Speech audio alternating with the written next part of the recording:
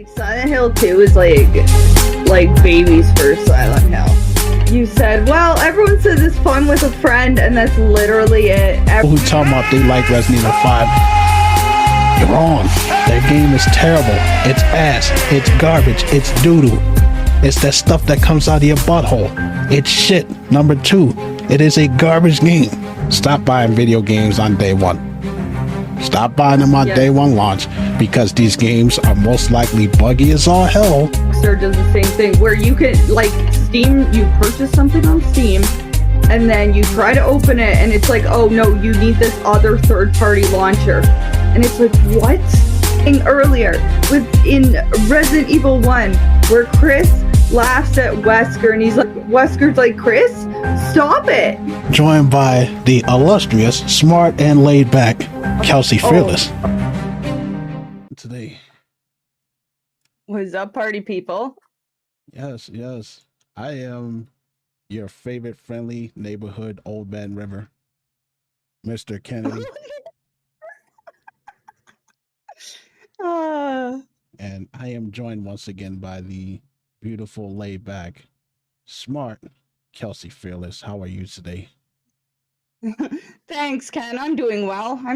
There's a power outage in my entire province, but apparently I'm like the only one who still has power. So it's going well. Oh, How are you? I'm just glad that this week is over. Like, I hate the 4th of July.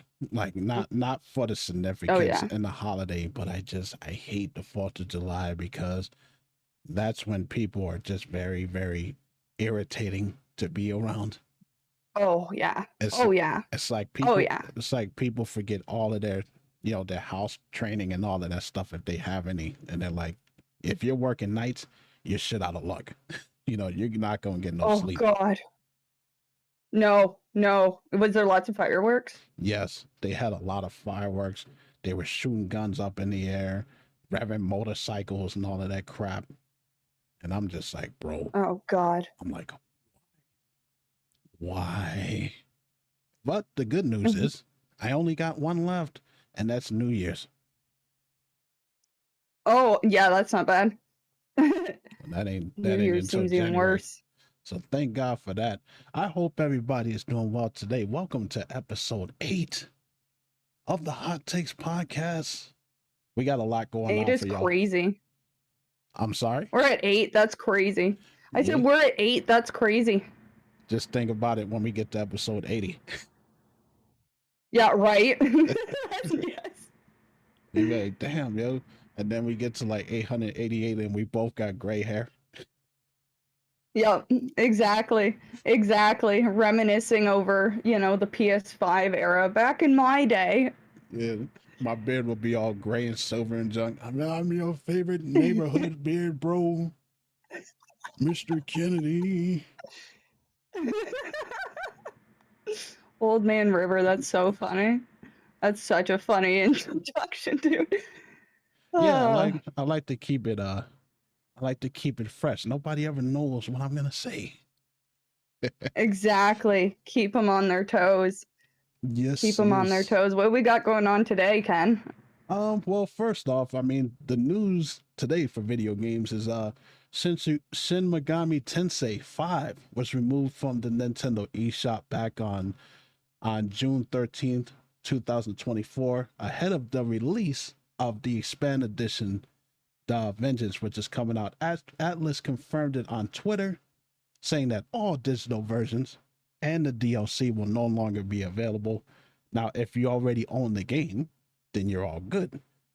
If you don't know what Shin Megami Tensei is, it's basically those games. Do you know what it is? Yeah, and I've also played the Persona games. Got you. So they go hand in hand with each other. But for people who don't know what it is a dungeon crawling, turn-based game that follows Akemi Nakajima, a smart, troubled youth who develops a computer program that summons demons to get even with his bullies.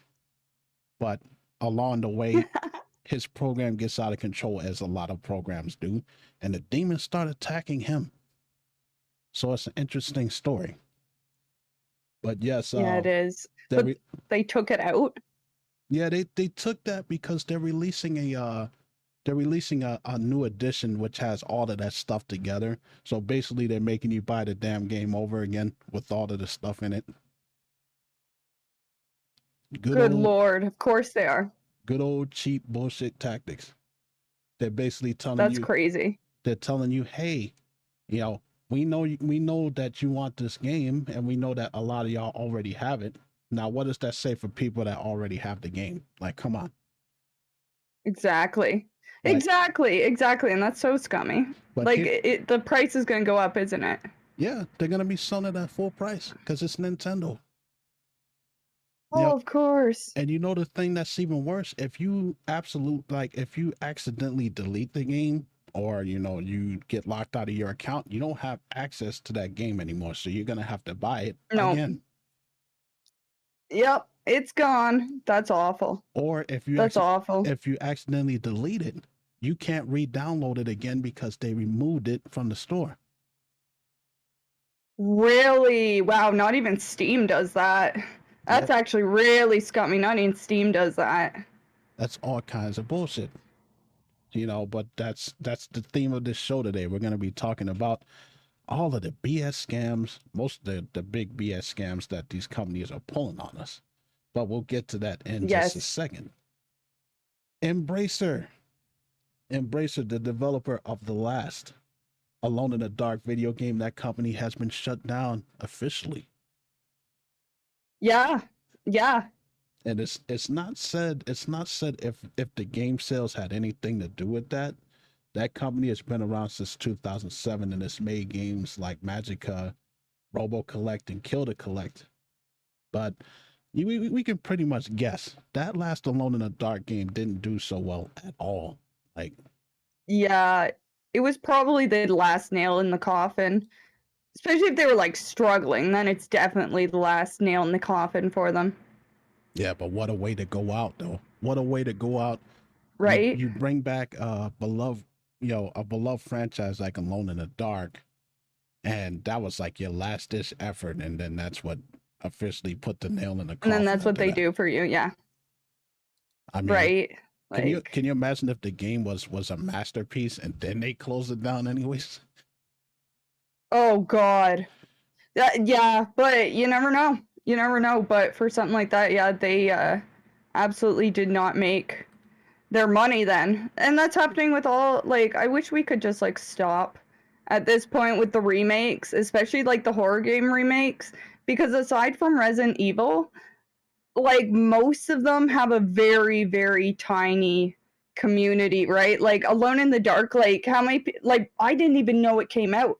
There was like no marketing around their Alone in the Dark remake. I don't know how much you heard about it, but like someone just randomly said to me at some point, like, oh, Alone in the Dark is like Alone in the Dark got released, and I'm like, when? Like I heard that they were making it, and then like a year later or however long, they're like, okay, well, it's out now. And they did a demo. It was very poor marketing. That's why the game didn't take off the way that it did, besides the fact that it looks like a PS1 game. To me at least. Yeah, that too. PS3 game at the most. Yeah, and it's just, very poor marketing. I didn't even know it existed until it just popped up like poof. Like the government at your door. Just poof puff. Right? I'm like, oh, exactly. Yeah, I didn't either. Like, there's a new Alone in the Dark game. Let me check this out. And to be fair, it doesn't look that. I mean, I've seen some bad looking games. It doesn't look that bad, but a lot of glitches. It just looks like crap. They could have done better with it. Yeah, I heard they had like achievement glitches and stuff. Like, I have it. I was gifted it for my birthday and I never played it yet. That's like that's literally how unknown it is to like me. Honestly, Ken, like that's how unknown this game was to me. Because it came out, I got gifted it, and then every so often I'm like, oh yeah, Alone in the Dark remake exists. Yeah, it's gonna be like that for a while when you're going through that backlog of video games that you have. You gotta keep remembering, oh yeah, I have this. Yep, exactly. And it's just exactly what I'm saying. Like it's been awful. Like it has been terrible. And then what do we have in chat? We have Spookylicious Kitty Cat saying, I bought it on the darkest CD key. The price was ridiculous. And see, getting it on a CD key has even crazier. Like, if you can't justify that, like, if you know, like, usually if you get something, you know, as a CD key cheap, right? Like, you could justify that. You Yeah. know, if it's a crap game, you can justify it. But That is true. yeah, I mean, CD keys is pretty damn cheap. So, you know, if you spend like, you know, yeah. $5 for it, you're not really losing out on nothing. Let's move on here. What do we have next? Valorant players are getting banned for using keyboard and mouse, according to GameSpot. Players are being banned from the Valorant closed console beta, which currently only supports controls. So what's happening is people are using the adapter in order to be able to use a keyboard and mouse, and then the anti-cheat device picks up and bans them from the game.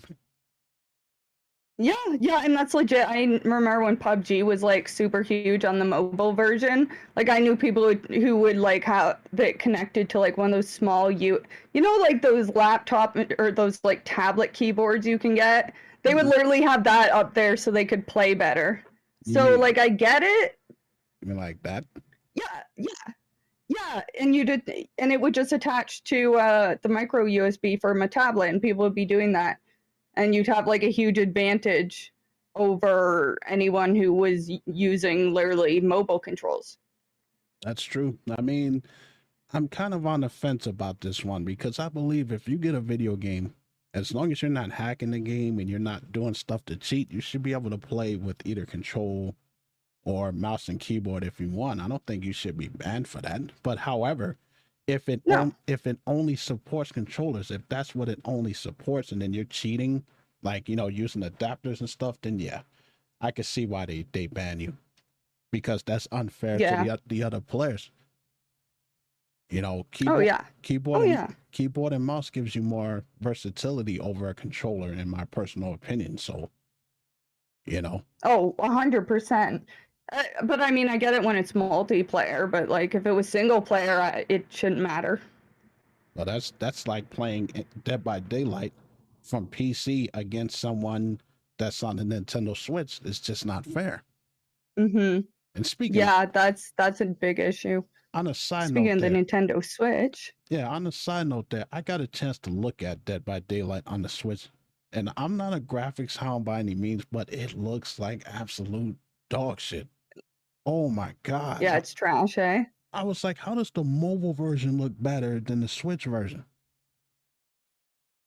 Right? Oh. That's saying a lot. But they put like laptop CPUs and GPUs in phones now these days. But like that's actually no excuse for the Switch. It's actually no excuse for the Switch.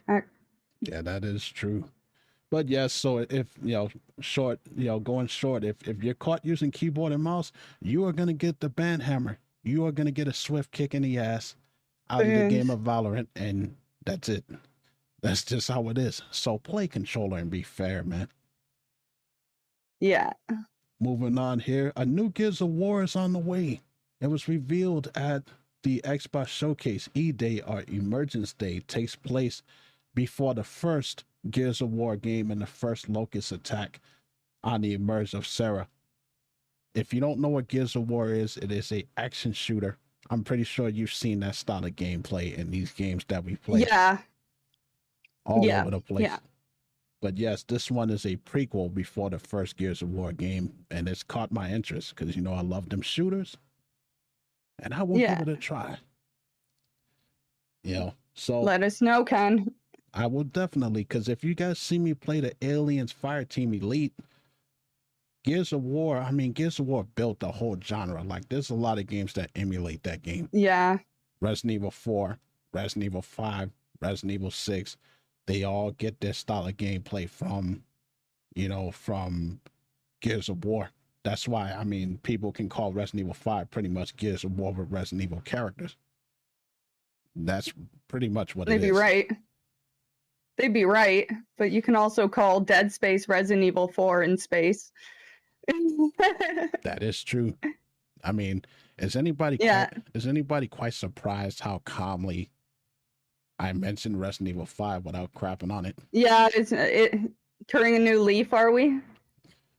No, I'm just and I'm just too tired to crap on it, so I'll let I'm just too tired to crap on it. I'll let past KC do it for you. Look, Look, for for those those people who talk about they like Resident Evil 5, 5, you're you're wrong. wrong. That That game is game is terrible. terrible. It's It's ass. ass. It's It's garbage. garbage. It's It's doo-doo. doo-doo.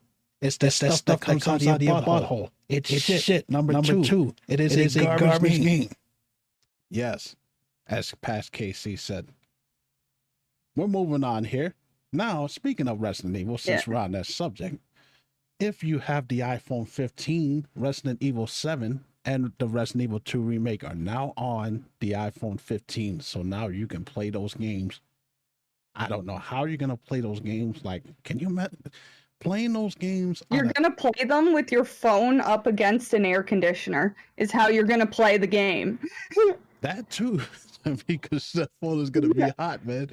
You know, burn. Oh, yeah, that phone's going to be cranking.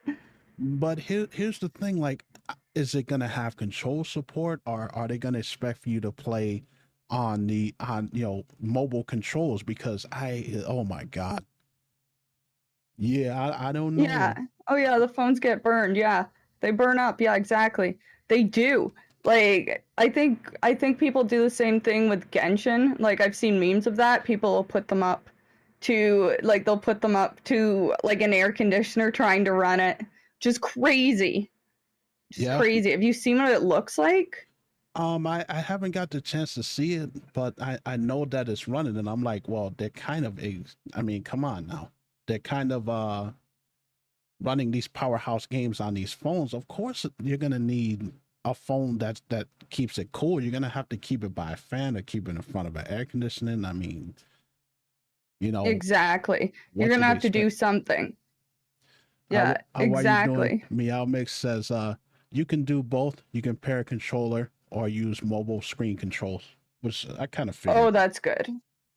I kind of figured. That's good. That. I used to have like a controller that you could. I might even still have it. Like it was for like Android phones. You could, this is iPhone, but you would just like attach it and it had a holder for your phone. So you would literally have your phone turned into a handheld. It was neat. I thought it was neat. But yes, I mean, I kind of figured you're playing games that are pretty much for console and for PC on a mobile device, and we're talking about Apple here. We're talking about Apple here. It's not exactly, the phone I would go to. Like I would literally, use the latest Samsung phones. I bet you they could run it better, in my personal opinion. Oh, I'm sure. Probably their contract. Yeah, and I'm just like, well, I mean, they'll probably fix it. They'll probably patch it. And I think that later on, I love you too, Lori. Thank you very much. I think that phones from now on, they're probably going to start getting like 2 cooling chips and 2 fans and stuff. Oh, I'm sure. You're going to have to, because if they're going to be, because Genshin, I had Genshin on my iPad. I never had no overheating problems when I first started playing that game. No. So yeah, we're just going to have to see, but at least now. Yeah, we'll have to see. But it's a good option because if you can't afford a PS5 or PS4, let alone a PC, you can still play it, So yeah, mobile gaming has really grown up. Like, there's a lot of good options now for mobile games. That is true. And before I forget, not just the iPhone 15, but the iPad and Mac. So now Resident Evil 7 and RE2 are on iPad and on your Mac if you have a Mac computer. So enjoy. Oh, it's not bad. But now that we got the news out of the way, now we get to jump into the juicy stuff with the foolishness with people in this world. It is just, oh my God, we're going to take some time on this one. Parents outraged because their 8-year-old child decided to charge $4,000 on their credit card in video game purchases. Let me let that sink in for y'all. $4,000. Yep. It happens a lot. It happens a lot. It's, like you have a little kid, and see, the biggest thing is like, don't have your credit card information saved if like a child, well, like I don't want my credit card information saved on my phone anyways, but like having that saved, like in, like if you're, using the Google Play Store, right? Like you'll just have your credit card attached to that. And then a kid sees like, oh, buy this, and they hit it, and it magically gives them things. They're just gonna keep racking it up.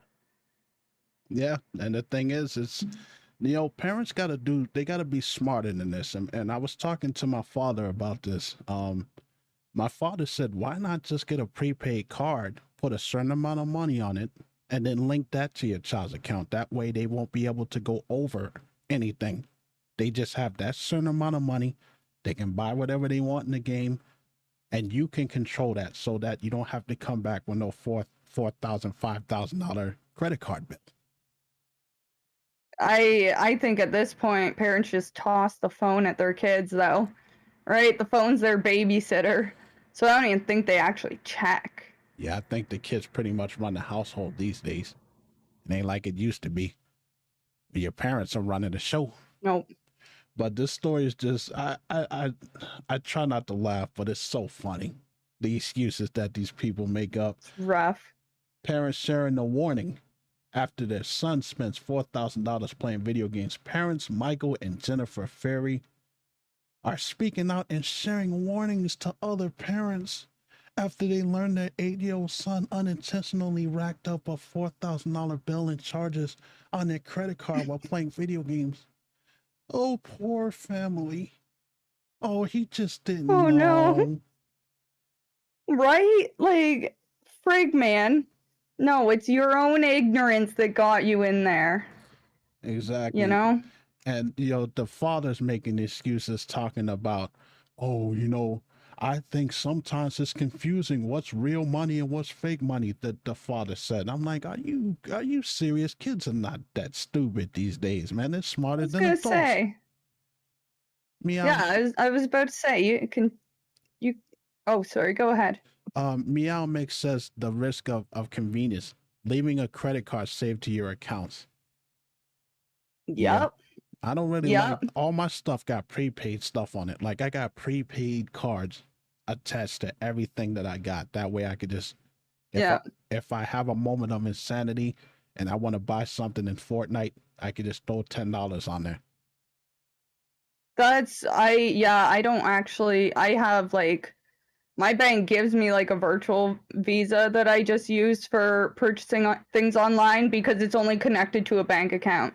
And I put the exact amount in there, and that's it. It's not getting like, that's what I do for all like random purchases that I don't trust a credit card for.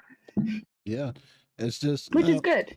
The whole thing of, the whole thing that bothers me about this thing is I hate when parents make excuses for their kids. Whatever happened to just screwing up and making a mistake? Stop coddling everybody. No. Stop coddling these kids. Well, he just didn't know. 8-year-old children are smart. They're very smart. They're not stupid these days. You know what I mean? They're not. They weren't eating dirt like I was when I was 8. So it's like, no. But they don't want to ever admit when their kid screws up, and that's bad character development. Let me tell y'all a story real quick. Let me tie in a story here. When I got my first cell phone, my father went out and he got my brother and I cell phones because, we were teenagers. I was a little bit older than this kid. Dumb, naive me. I had a girlfriend that was in New York, and I ran up a phone bill that was over $2,000. No. Yeah. Oh, God. Needless to say that my father was not very happy to see that. And he didn't coddle me back up. Oh my gosh. My father wasn't out there being like, oh, well, sometimes it's just difficult to tell the difference between long distance and close distance. No. I knew. Hell no. I knew what I was doing. I was in love. And I was calling my girlfriend and everything. And all that. And my father got that bill and he flipped. He was not happy. And what ended up happening was when I got my first job, Oh, he made me pay it Had back. to pay it back. I was so Yep. mad. I was so mad the first couple of paychecks that I got. But it's 16-year-old, Right. 17-year-old kid, man. A 17-year-old kid doesn't think the same way, a almost 40-year-old No. man thinks. But he made me pay it back. He's like, "Oh, you gonna pay all this money back?" Because the thing is, Yeah. it wasn't even about the money at that point. It was about learning that you're gonna have to pay the consequences for the dumb decisions that you make in your life. So Yeah. when I got my first job, I had my first couple of paychecks. I had to pay him back all of his money, and then we broke up. So I was like, well, damn. Well, that wasn't worth it, right? Yeah. Yeah. Exactly. So yeah, Whoops. experiences with that. Every kid makes that mistake, but I hate when parents Oh yeah. coddle their children like that, man. They make excuses and soften the blow. No, punish them. Because we're in the participation era, unfortunately.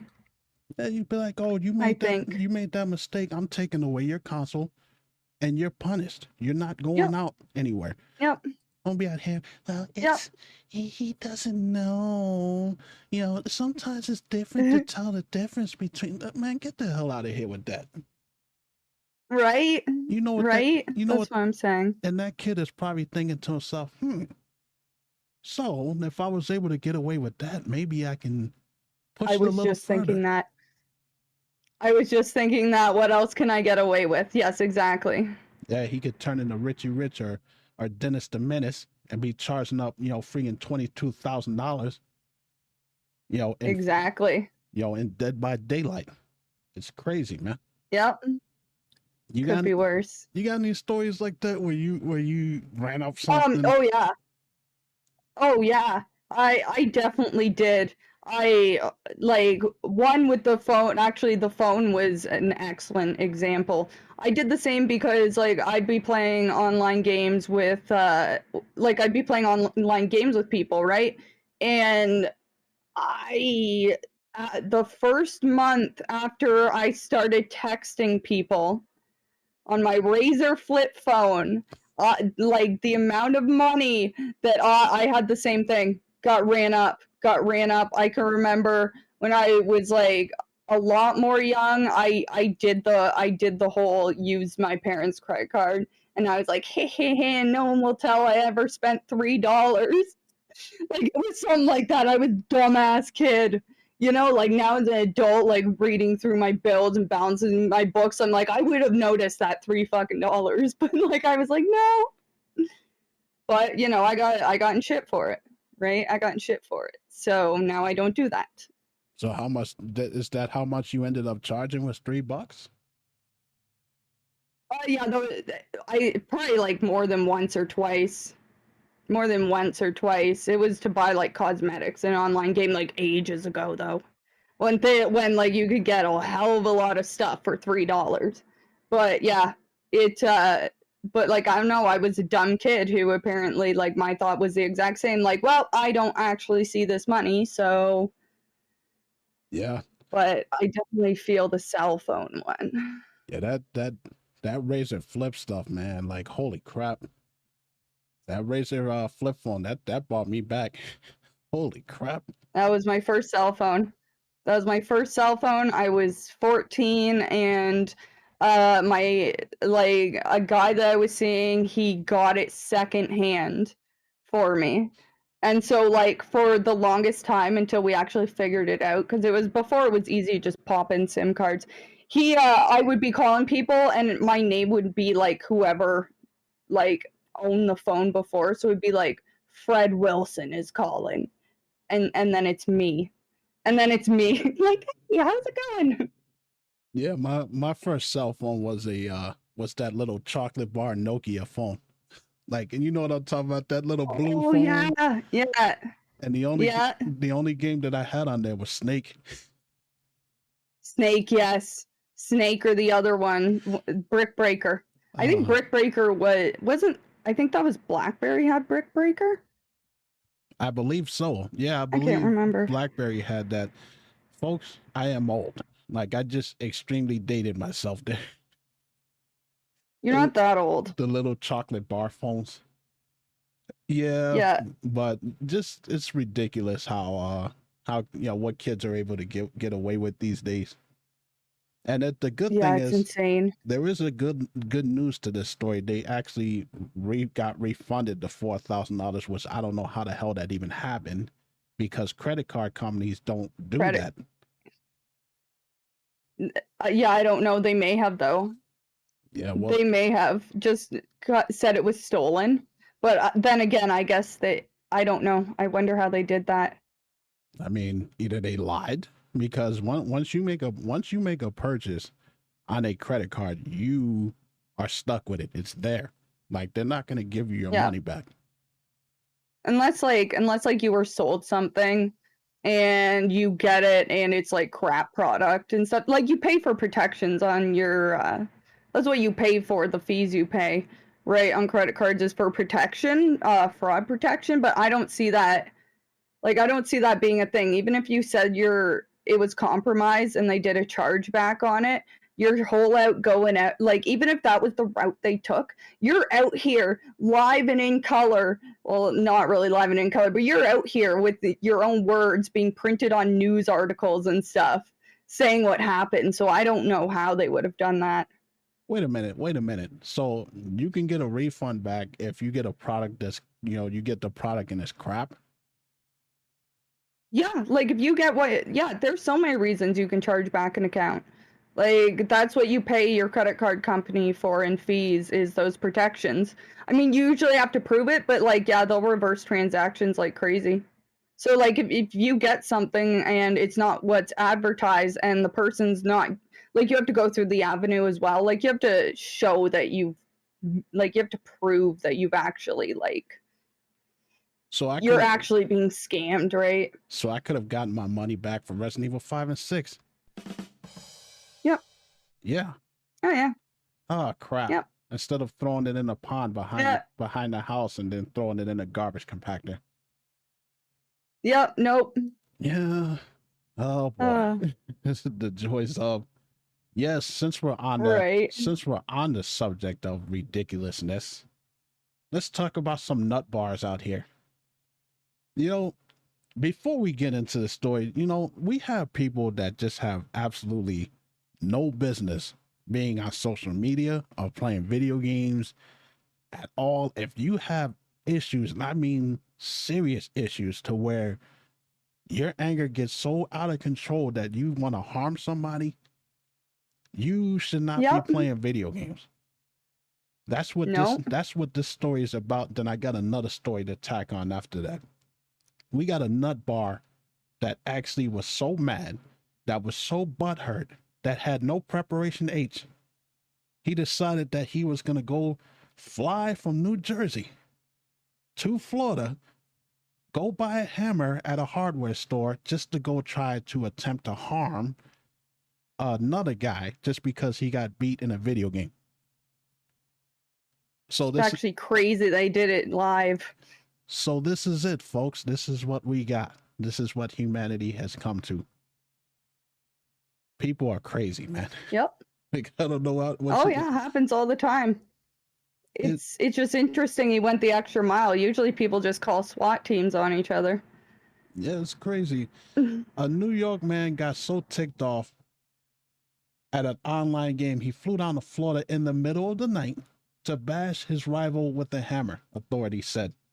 Edward Kang, crazy, 20 years old, allegedly hopped on an overnight flight at Newark Liberty International Airport. And even the cop was like, oh my God. The cop was like, this is a weird one.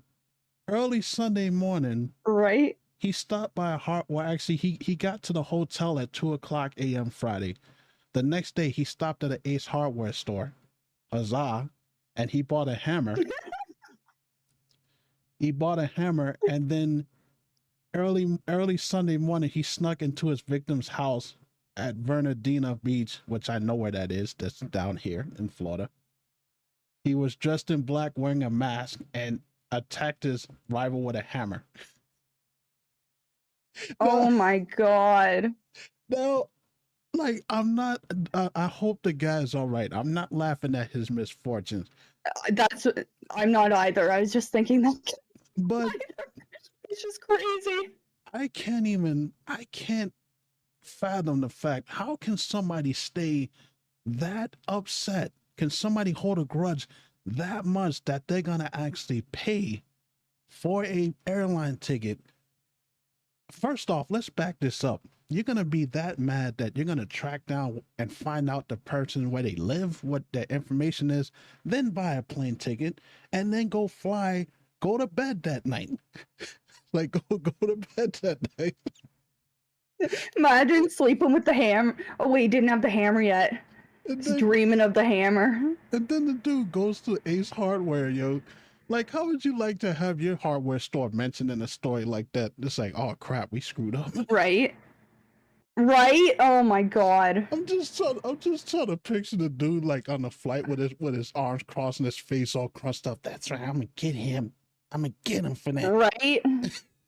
Right? Must have Yo, must have something going on up there. You know, the cogs aren't all turning to get to that level. You know? I don't know how you stay mad. I can't even stay mad past 5 minutes long enough to waste my time and money. I have And it is I have no clue. oh my god, that's just I read that and I laughed. Not that the guy got attacked, just at the picturing the this guy doing that. It's just like Right? the other story. Shout out to Alpha Omega Sin. I used to watch his stuff back in the day. When he told that story of a 40-plus-year-old man that was getting his ass whooped so badly in a game of Call of Duty that he actually went and choked a teenager. He actually went to the kid's house God. to choke the kid. Now the kid lived. He's all right. But And what'd the dude get for that? his ass went to jail. Like he should have been. Oh good, alright. The dude was like, oh, Right. he's like, he kept goading me. Oh, he wouldn't shut up. He just kept, I'm like, dude, it's a game about shooting people. Right? That's what happens. I'm like, yo, if It's you're a game. if you're that screwed up in the head, don't play video games. Don't even talk to people, man. Talk to the therapist and that's it. You should not be Right? in any setting where your anger gets that free and high that you're gonna harm somebody, man. I hope you're rotting in jail, and I hope they threw that dude in jail too. Holy crap! Oh, I know. People get so angry. Like people get so angry over games. It's crazy. It's crazy. Like, and yeah, like that's a thing in online shooters and stuff. Especially if it's like public server or whatever. Like people can obviously like grab your IP and stuff and try to figure out where you are. But people used to swat each other. I'm sure people still do that. Streamers get swatted. Everyone gets swatted. Like it's crazy. They'll just call in like, oh, there's a hostage situation or you know, like anything like that to send out, you know, a task force. And people get like seriously fucking injured and killed by that kind of stuff. Like it's insane. Gamer rage is crazy. You know, it is, and the thing is, there is something too. Like when I used to think back in the day, like remember when we were growing up, how parents would say, "Oh, video games corrupt their mind and they make them do these things." In those cases, there is something to that because Yeah. I mean, Oh yeah. damn. Oh Like, yeah. I've gotten mad and Of course. I've gotten mad in Dead by Daylight and Fortnite and all that stuff, but I'm not gonna go to somebody's house and beat the crap out of them. You know, Exactly. come on. Exactly. Holy crap! Exactly. Y'all gotta be careful who y'all People are playing. unreal. You gotta be careful who y'all playing these games with. And the thing is with that, I got one more. Again, this is Alpha Omega Sin telling me that there was a kid. He's probably a grown ass man now. 17-year-old kid that would go play with, online as far he would, go find girls that play games online and then he would be hitting on them and trying to get with them. Of course, you're going to get rejected. When I tell you this guy was making their life hell, like he was calling their colleges, getting these girls kicked out of college, getting them fired from their jobs and freeing. And I'm like, dude, like, didn't anybody ever teach you? Seems about right. Didn't anybody ever teach you how to take rejection? Like, No, holy no, crap. You know, no. And then you get stalkers and just, yep, you know how many times I've been rejected in life right? since I first learned how to understand my father and what he was saying. I've been rejected my whole entire life when it comes to something, Yep, when it comes to girls not making the football team, not getting a job, you know, things like yeah, that. yeah. You gonna stalk these girls and do all this stuff to them just because they wouldn't give you their number and all that. Like, what the hell's wrong with you, bro? Take the Yeah, take the L and it's move on. crazy. Take the L and move on. Yeah, I know, and that's kind of the reason I think why a lot of women kind of like stray away from the whole thing now is because yeah, like you never know if you're gonna reject a guy and then suddenly you're in 3 trash bags spread across the country, you know? Yeah, I mean, you got But yeah, I I re- don't know. I read some stories on that where it's the reverse, where it's girls doing that stuff, and it's like, yo, Oh yeah, they're on that. Don't fight it, don't you want me? They're on that stuff, and I'm like, yeah. wait a minute. It's like, damn. You ever seen that movie, The Crush, with Alicia Silverstone? No. Scary stuff, man. Yeah. You know, Oh yeah. Stalkers are just scary as fuck. yeah. Stalkers are scary. I don't. So y'all gotta be careful out there. Like, you know, playing games online is a good thing, but you're gonna get some nutcases out there, man. Just Be careful. be extra Be careful. careful. I know Exactly. I laughed at the thought of somebody doing that stuff, not the fact that it actually happened to them. Yeah, the actual reality is terrifying. Exactly. It's like, you ever seen that episode of SpongeBob SquarePants where Patrick was working at the Krusty Krab and the caller calls in and he's like, is this the Krusty Krab? He's like, I'm not a Krusty Krab. No. No, this is Patrick. Oh yeah. And then No, this is Patrick. Yes. and then that last call that he did, and then he had his arms folded. He's like, I'm not a Krusty Krab. That's what I was picturing with Yeah. that dude being on the airplane, man. That's just so wild. God. That's like so wild. Yeah, this is Glory insane. of the internet. Since we're on, you know, mouth breathers and these guys out here who are getting butthurt over everything. Stellar Blade for the PS5. Oh, this is gonna be good because I'm gonna fight you on this one. You know, it's getting more and more difficult to defend video gamers these days.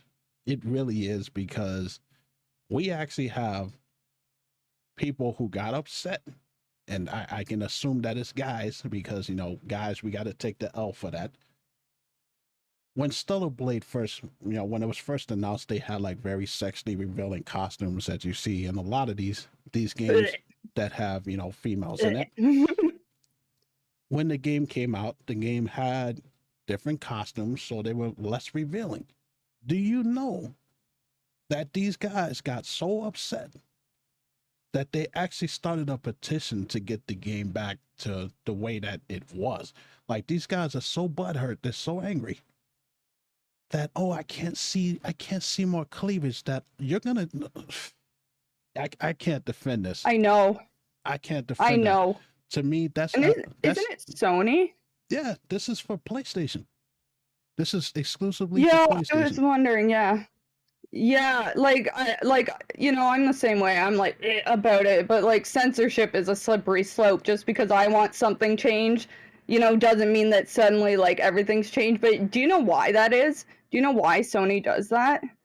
Which it's because everything goes through Sony California. Ever since they got once they got an HQ in California, like things started changing censorship wise, which like it's kind of whatever though. Like it's like every country has their censorship. Like you can't have, like in Japan, like characters need to have 5 fingers. They can't have less than 5 fingers. Yeah, because the Yakuza, like, that's why. Yeah, and it's chop off your pinkies. It's crazy that you mentioned that, because that's how it is in Dragon Ball. Like, a lot of people don't realize, just real quick, if you're an anime fan and you read the manga, Piccolo has 4 fingers. But when they did the anime, they made it 5, because in Japan, you got, you know, the Yakuza and chopping off your finger and stuff. They didn't want that. You know, they didn't want that to be Yeah. associated with it. So it's crazy. This just everything has their censorship. Like for instance, the Resident Evil games over in Japan, you don't get the blood and gore that you get. Like No decapitation. the Resident Evil 2 remake, they actually cut out the blood and stuff out in the Japanese version and stuff. Yeah. So it's weird, isn't it? yeah, it is. Like they both like it's insane. Yeah, because Japan's like no gore, and like the North America's like no sex, and it's just really funny to me. I always thought that was wild. Yeah. And then there's China, no time travel. What the hell? They don't got no time travel concepts? Nope, time travel's banned.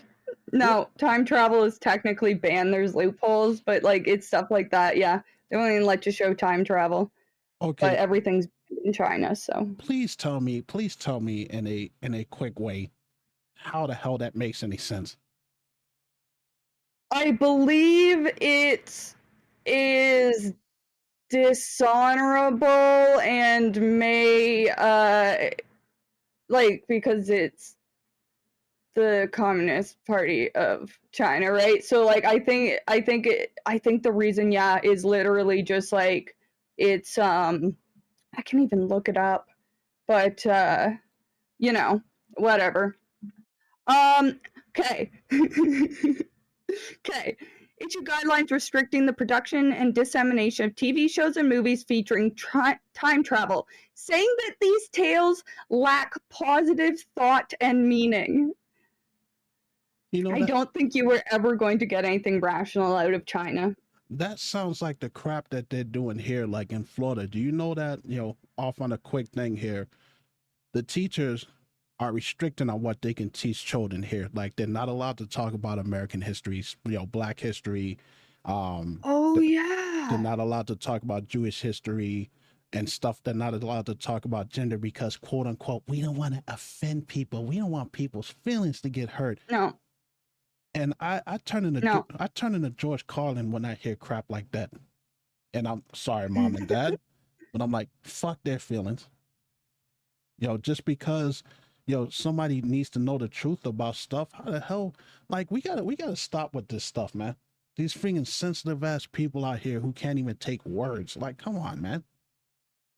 They're straight up censoring history at this point, and they're changing it too, right? So, yeah, like I can remember, holy shit, the amount of history that I learned, which was awful, was horrible. Oh, just like every country got their dirt. That's why it's on the parents to teach their children. Yep. It's on you parents to teach your children what they need to know before they go to school. My father, I appreciate my father for everything that he does, but my father is always teaching me things. Ever since I was a kid all the way up, he taught me about computers, taught me how to cook. He's always taught me about music. Hey, did you know this, son? Did you know that this artist did this? Always teaching me something. That stuff, like, you don't realize how important that stuff is until you get older. Yeah. Oh, exactly. Exactly. No, absolutely. And that's just kind of how it is now. Like, you have a kid, and once it's a toddler, put a screen in front of it. And then once they're old enough to go to school, well, it's now the teacher's problem, and which is just like crazy to me. Well, that's why a lot of teachers are retiring now, because they're like, there's no home ec anymore. There's no recess. There's no home ec anymore. No, they took that out of the schools. That's crazy. They took wood shop out of the schools. So it's like, oh my God, like, what are these kids teaching? What are they learning? How to braid?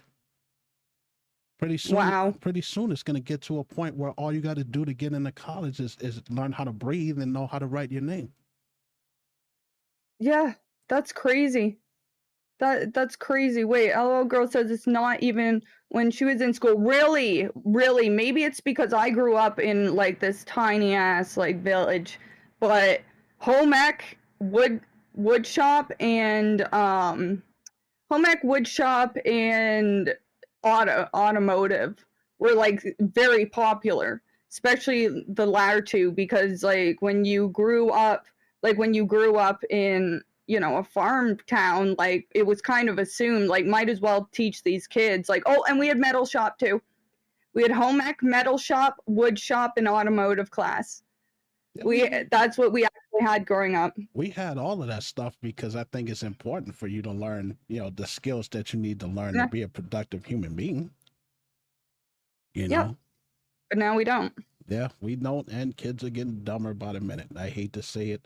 Anyways, though, like I didn't mean to go off on a side tangent. Back to this Stellar Blade bullshit. It says that not every fan was delighted with the PS5 debut. Eagle-eyed players spotted some changes to a couple of costumes within the final product, promoting accusations of censorship from publisher Sony, of course. It wouldn't be the first time that the Japanese giant has requested changes in the PlayStation games. A petition on change.org with the accompanying hashtag Free Stellar Blade has blown up over the weekend. And it's just Really? Yeah.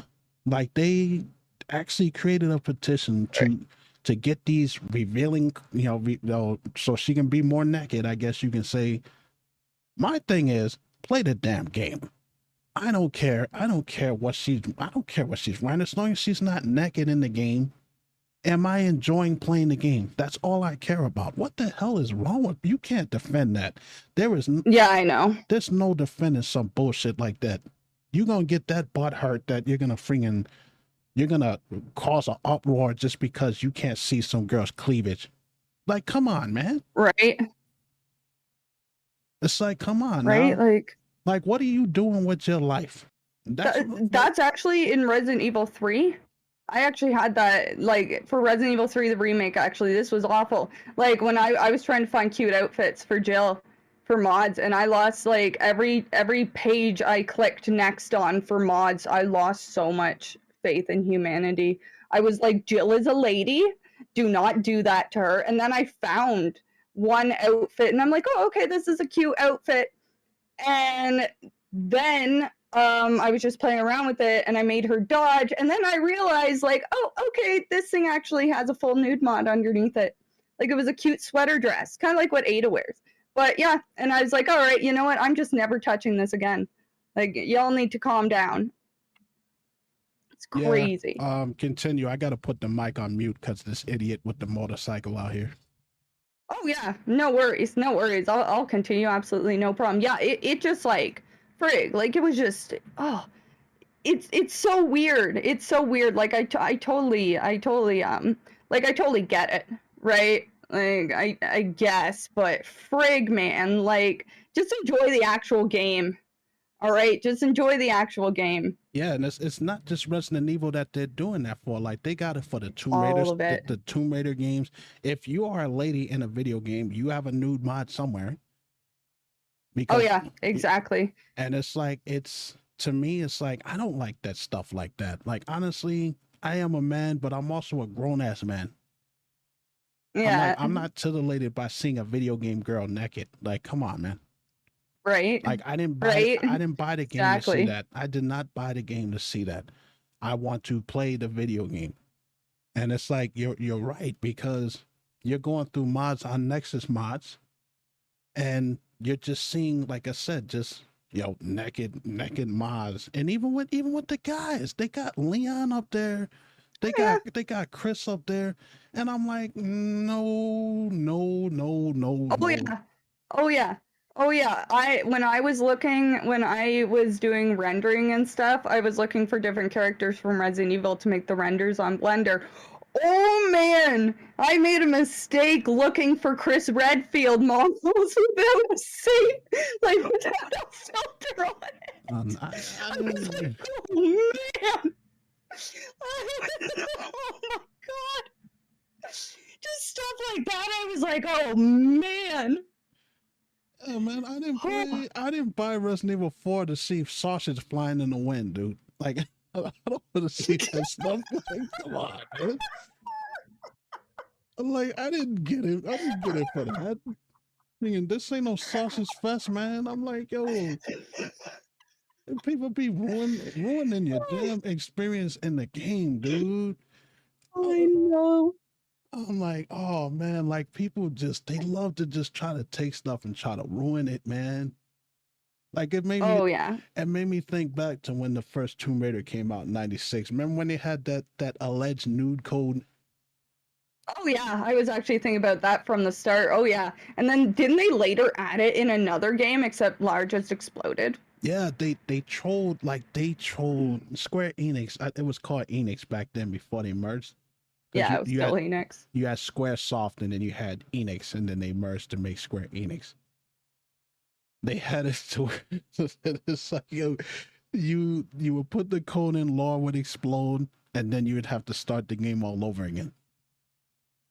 That's so funny. Now that's how you troll gamers. That's how you do it. Yeah. Exactly. It's perfect. You know, but like I So said, funny. there's no defending that. Like I'm just saying, like, you know, when I play a video game, I just want to play because it's a fun game. I don't care about all that other stuff. I don't care what she's wearing. No. You know, like Exactly. what is wrong with you dudes? Like seriously, like you seriously. No. We talk about coding. We talk about coding because that's what I'm studying.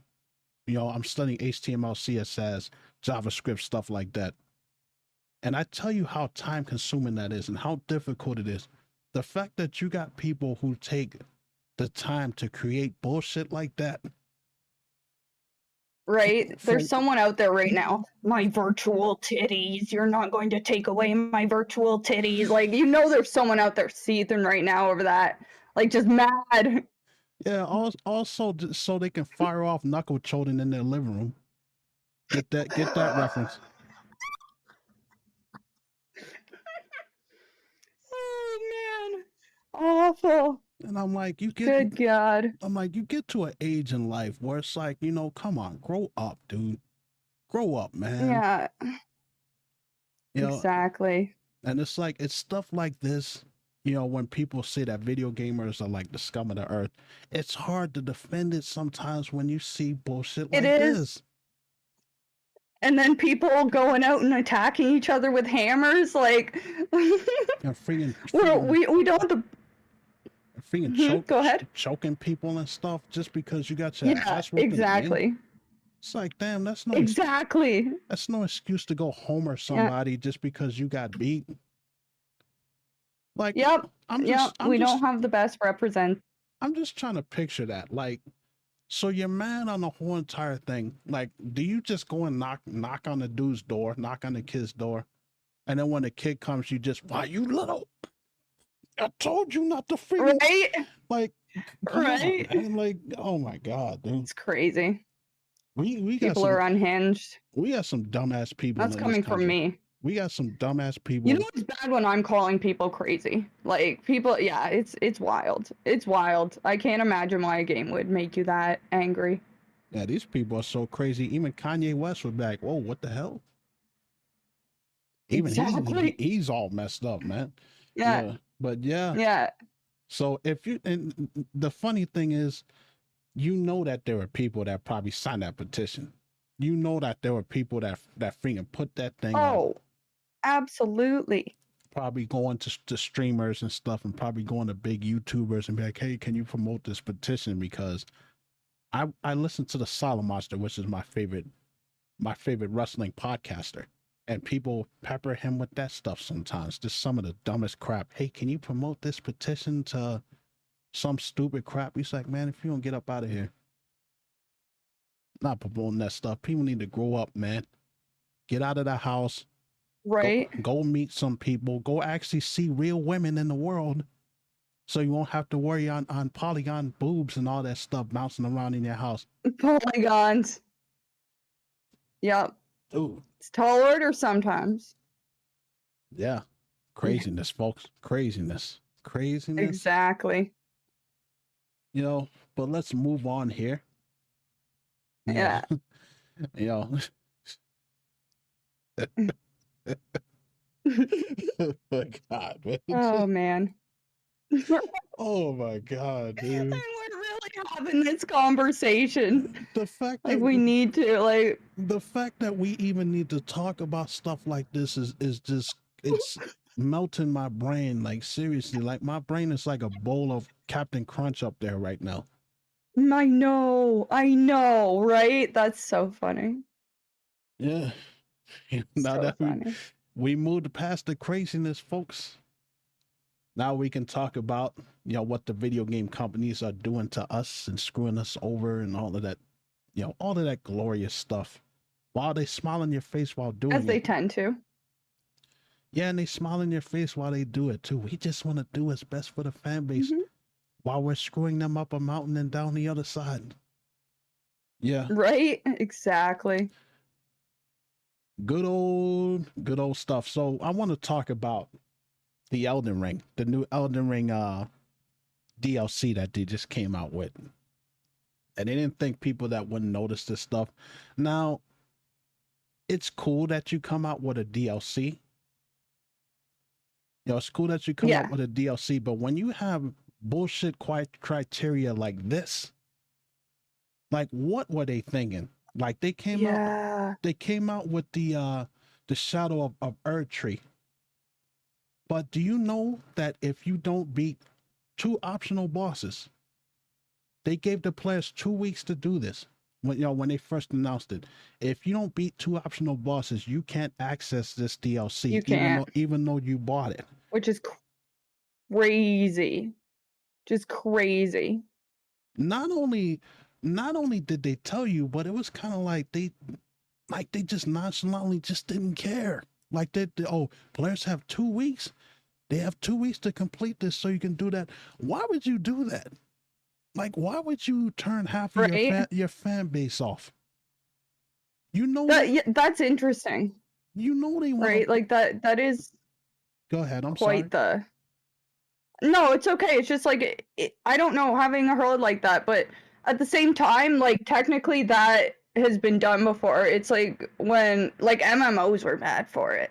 MMOs were bad for it. I think some of them change it. I know Final Fantasy 14 still has it, but like used to have it where like you could not do any of the new stuff. Like Final Fantasy 14 is actually a great example because the game does not get fun. Like you have to go through like 3 expansion packs before the game actually gets fun, and you're forced to do that. Like or if you really want to get to endgame, you can just pay them.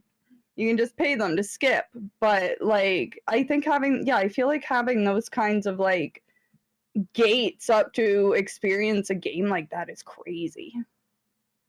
I mean, that's a bullshit way to do things. So go through this long, strenuous journey, play the game the way that it's intended to be played, but we're going to cut out shit so that you can't play it, or you can just pay us to do it. Like, paying us to do it is the worst. Where's the fun in that? That's like, I haven't played a Final Fantasy game since Final Fantasy X2 for the PS2. Yeah. But actually, no, I'm wrong. I played Final Fantasy 13 for a day, and then I took it right back the next day because that game absolutely sucks. It's boring. Yeah. I had more fun watching paint dry than I did playing Final Fantasy 13. Bland, boring, just like the freaking keto cereal that we got out here. The keto cereal. That sounds gross. I gotta tell you something real quick. Like, this is just a funny story, I eat healthy. In my store over here, the Target over here next door, I went and I bought these keto Pop-Tarts. Like they look like the pastries and stuff, but it's like keto and stuff. Oh, I can already tell they're going to be gross. And I was like, yeah, let me give this a try. When I tell you that them damn things was so damn dry, like, I took a bite out of that thing. I started choking, man. I drank like a half a gallon of water, still choking. And then I'm like, yo, am I gonna die? Is this gonna be on my tombstone? Died from a fake ass Pop-Tart? Right? Same with gluten free. Like my sister can't have gluten, and oh my lord, yuck. That's all I have to say on that. So I can't imagine keto Pop Tarts. Like, what is in that? Like, what the hell did they put in it to get rid of the carbs then? Kelsey, it was so bad that when I put it outside Oh, when I put it outside for the cats, they wouldn't even eat it. That's how bad it is. no, not in the birds. Not in the birds, not in the mice. They know it's hell. and the texture is hard. Like I swear to God, it felt like I was taking a bite out of a sponge. Yuck. And I was like, dude, like Ugh. I never do reviews on stuff when it comes to, when it comes to like food products from Target, but I went on there specifically just to bash the hell out of that. Yeah. I was Oh, like, I would too. I was like, these damn things are so damn nasty. Yeah, Right? yeah, keto Right? stuff. Anytime Just you give see, me 1 second. Continue on. I yeah, just need to be right back super quick. Continue on. I see you, Spookylicious. They're feeding us dangerous, cheap chemicals to make money. Yeah, they are. I mean, if you look at, not to get too political, Spooky, but if you notice that, if you read the sponsorships for a lot of like the hospital stuff when they're giving us medicine and stuff like that, you'll see places like McDonald's and fast food spots because they're all connected. The fast food places are making us sick so that we get sent to the doctor and they put us on these medications that we have to pay an arm and a leg for. It's all connected. And the food is getting worse because I ain't never, you seen these chickens. Sure is. I swear, these chickens in the supermarket, man, they got arms bigger than me. Like the chicken. Oh, I know. I remember when people come down from the city going shopping and they're like, why are your chickens so small? And I was like, because they're not being like force fed a whole bunch of like crap and steroids. Like they're, like even stuff like that. Yeah. In the city, the chickens are like this. No, here it's like doo-doo-doo, like tiny. Yeah, it's bad because Tiny. like our stuff, like no chicken should be that damn big. Like I'm like, yo, I mean, Nope. now the big fat guy inside of me is like, hell yeah, more chicken. But the other side, the more conscious side of me is like, wait a minute, that's not normal. That they, they got veins and stuff. Like it looked like this chicken was working out before they took it Oh out. yeah. It's absolutely nasty. And Spookier says, yeah, told her she worked out with Carry Coca-Cola products because of that sponsorship, which is crazy because that's how we got the opioid crisis. That's that little tiny thing. That's pretty much how we got the opiate crisis. Is they were getting like, wow, we're so off topic. It doesn't matter. Like they were literally like I watched a documentary and I read a book about it. Yeah, they were going around to hospitals and pretty much just saying like, here, like pass these out. Pass these out. They're not addictive. And now here we are. Yeah, James said, you said when chicken looks like John Cena, I'm not gonna eat it. Yeah, hell no. Yeah, you can't see me, man. I mean, so wait a minute, you're eating invisible chicken, man. Like, what's wrong with you, man? That was my question. Like, Wait for that joke. James, did they just sell you like an empty package, man? Is that what happened? Oh my god. But yeah, Awful. it's just awful, man. Like our food, our food is killing us, man. It is. That's why it is. My father made sure y'all need to know how to cook, so you can cook your own food. You know what's in it, what's not in it, and don't buy anything. Anytime you see keto on anything, with the exception of Magic cereal, have you ever had that? No, I haven't. Magic cereal is really good. Magic cereal is really good. I do recommend that. Anyways. Okay. Back to what I was. Anyhow. Yeah. Yeah. Back to the matter at hand. Yeah. Back to the matter at hand. So, like I said, with the expansion pack that they did, the DLC. So, if you don't defeat the optional boss in Elden Ring, I guess it's Mohg, I think, or Mog. I think that's how you say his name, Mohg. The Lord of Blood. If you don't defeat him in your current playthrough, you're not going to be able to get access to this DLC. And I don't know about you, but if I paid for DLC, I expect to be able to play that DLC. Yeah. Well, like it makes sense. Maybe they need you to finish the main story, but like doing optionals is kind of annoying. That was bullshit though. Like when they did that, no, it should not be a requirement to find an optional boss that nobody even knew where they didn't even know where he was. It's easy to skip an optional boss. You know how many times I've done that in games? That's crazy. I don't find out That's crazy. that there's a secret boss or secret weapon until you go back through the game again. Yeah, exactly. That's normal. Imagine spending $10 for this thing and you can't even play it. They got to shape up Hell with no. this stuff, man. I would not blame people if they, you know what, I'm just going to refund it. But people are not going to do that because, you know, people like that game. And you know, when they do that, that's just telling companies, as I said before, that it's cool to do stupid shit like this. When you don't say anything. Exactly. You know? Yep. But that's that whole thing. So if you don't beat the optional boss, you can't play. So there you go. And another, speaking of, thanks, FromSoft. Yeah, thank you very much. And I will not be playing your game. Yeah. You know, because it's like I don't give a crap how good it is. Because when you do bullshit like that and you're telling people, now, so you got to go all the way back. Like, say you get past the part where you got to fight this guy and you can't go back anymore because you know games got that. You got to go all the way back. Point of no return. Yeah. To the beginning and play this game all over again just to get to him and then, you know, beat him and then be able to play the game the way that everybody else is playing it. And I don't have the patience for that. And no. For you to pull bullshit on players like that, that's yo, screw y'all, man. Screw you. You know. Exactly. And speaking of other countries to screw, Nintendo. Yay. Good old giant conglomerate that we got out here. I want to talk to y'all about something. This is a thing that they try to pull, and I think that they still pull it now. Like, honestly, I've been thinking about it for a week.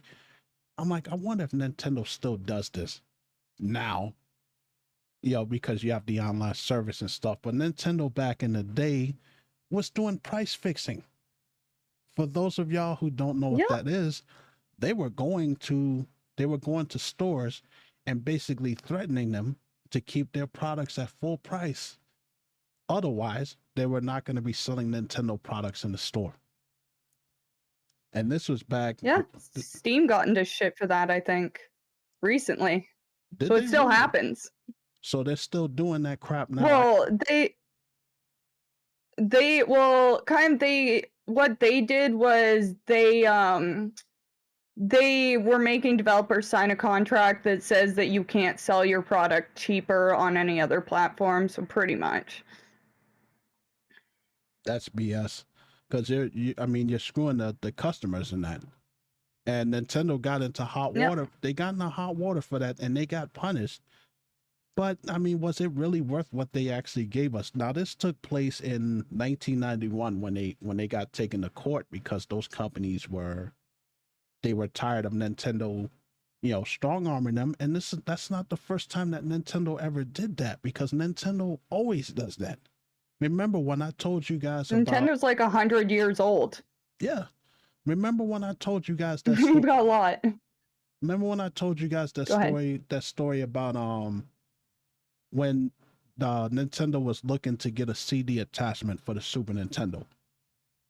And they went to Sony, and then they went to Philips. Nintendo, they were always like that because Nintendo wanted all of the money. They wanted all of everything, you know, and people didn't want to work with that. They're like, no, you can't have all the credibility and all the money. That's not fair. Nintendo always does that stuff. So what happened? They created their own enemy. They do. Because Sony took what they had and they went and created the first PlayStation. All because Nintendo was greedy. Thanks, Nintendo. You know, and it's ridiculous how they get away with stuff like that. And they got taken to court, you know, because it's in the newspapers. Nintendo had to pay out gift certificates, you know, gift certificates across 39 different states over here in the US, but it was only $5 gift How much? certificates. It's only $5. It Oh, did it come with them spitting in your eye too? probably came with a picture of a freaking middle finger in your face. Right? But it's like Right? if you bought any Nintendo game or any any of their hardware, you get a $5 gift certificate. I'm like, so Nintendo got the last laugh anyways because they didn't really get punished for anything. Yeah. $5 is nothing. Like, No, they clearly didn't. No, like, $5 is nothing. yeah, and you know that Nintendo got mad in this story talking about, oh, they're trying to hurt our credibility, and oh, we would never do that to the fan base. They didn't outright deny and say that we didn't do that. Nope. And it's But just part of me is just like, okay, well, they gotta still be doing that stuff now because very rarely do you see Nintendo Switch games on sale. They're I always, was going to say, James in chat just said that. James, I want to play Breath of the Wild on my Switch, but I'm not paying full price for a launch title that came out 7 years ago. So they're still doing that. That's crazy. yes, 7-year-old game still full price. it's crazy, and it's worse because they can do it more now because the game is online. They're selling it on eShop for most of this stuff. Yeah. So they can sell this game. Like, I'll give you an example. When I had the Nintendo Switch, there was a game called Attack on Titans 2. And I really want to play that game. Koei made it. Do you know that game is still being sold for $50?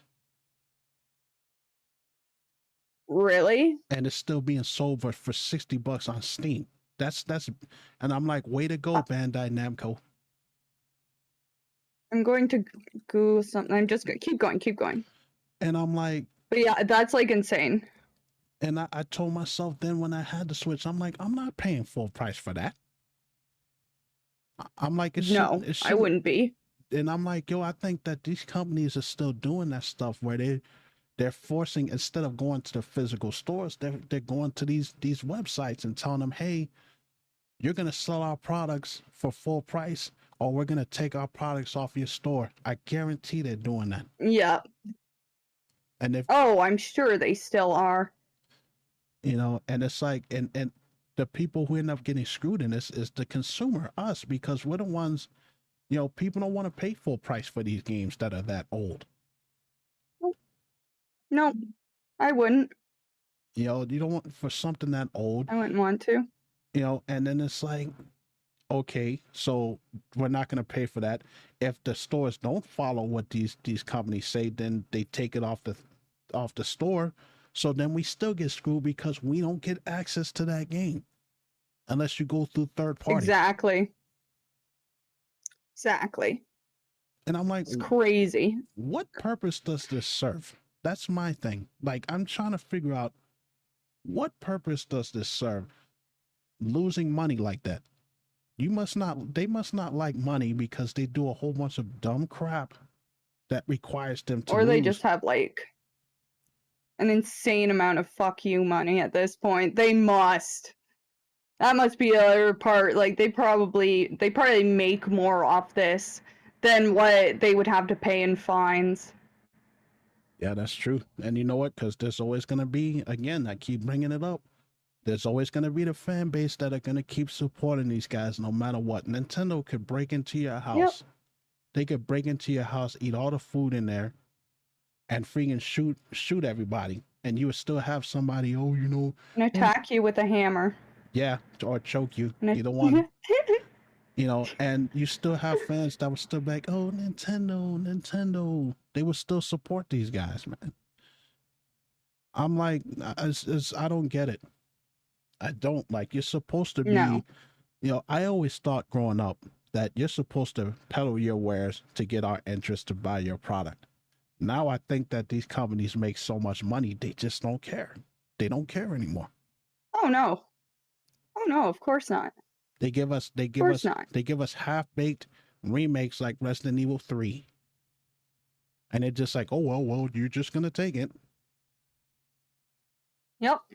you know, or Well, they're giving us crappy looking games like that Last Alone in the Dark, you know, and I'm just like, I'm getting kind of tired of it, man. Like I see why it's people are, because it's a monopoly. well, I see why people are going back and buying the older consoles and just getting the older games. Yeah, exactly, right? It just makes more sense. You know, and it's like for Nintendo to be able to get away with that, like it's just crazy to me how they were able to do that. And Isn't it? it wasn't just the US.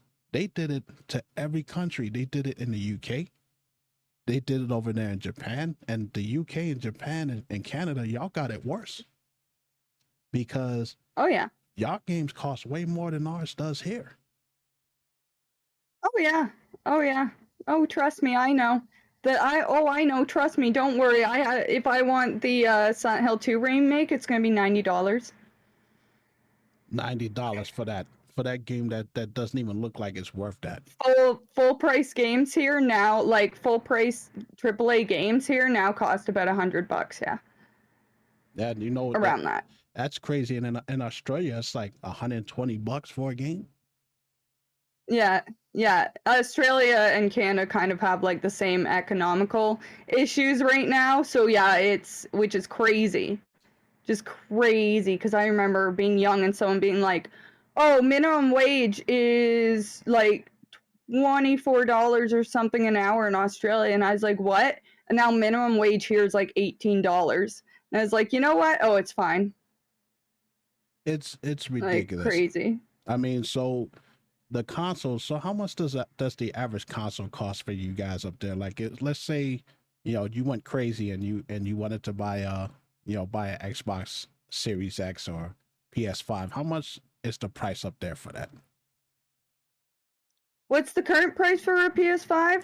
Down here, like you're guaranteed to pay $600 for a PS5. Oh, PS5 has to be like thousands. All right, let me check. Let me see. For Xbox. Oh no, it's not that bad. $649 for the Slim though. Yeah, for the slim model that they came out with. So I can't even imagine how much the Pro costs. Yeah. What does James say here? Bought the newest Pokemon game for my Canadian friend. It's like $20 more expensive. Oh yeah. Oh yeah. Like it's absolutely like we're absolutely in shambles. Like I think $1 American is like 37 cents. Yeah, just to play a game. Crazy. And it's like I can't imagine. I cannot imagine how much worse it is for you guys. Okay, so you gotta buy a console, then you gotta pay almost $100 for one game? For one game? Like, what are they thinking? Yeah. What are they thinking? Like, Yeah. like y'all gotta be out of your minds. Like, people are struggling enough now. They're struggling to pay rent. They're struggling to eat, and you expect for them to come up with that? Well, I mean, $100 here gets you a week's groceries. $100 gets you a week of groceries here. That's about it. Yeah, that's pretty much how Rough. that's pretty much how it is here, unless you go to these fast food places Yeah. with the value menus and the dollar menus. Hell nah. Hell nah. Make a bulk meal out of veggies, rice, and chicken. And then what you want to do is you just want to use a different seasoning and a different sauce, and you got a meal for like however long. That's how I do it because I'm just one person living here, right? So Yeah, get yourself an air fryer, or go get yourself something because you don't have to cook with oil in the air fryer, and you make yourself a big ass, like I make like a big ass pot of spaghetti, squash spaghetti though. It's really good. Squash spaghetti, and you throw the meat in there and stuff. Make that stuff. Good. I get at least like 5 days out of that. yeah, bulk meals.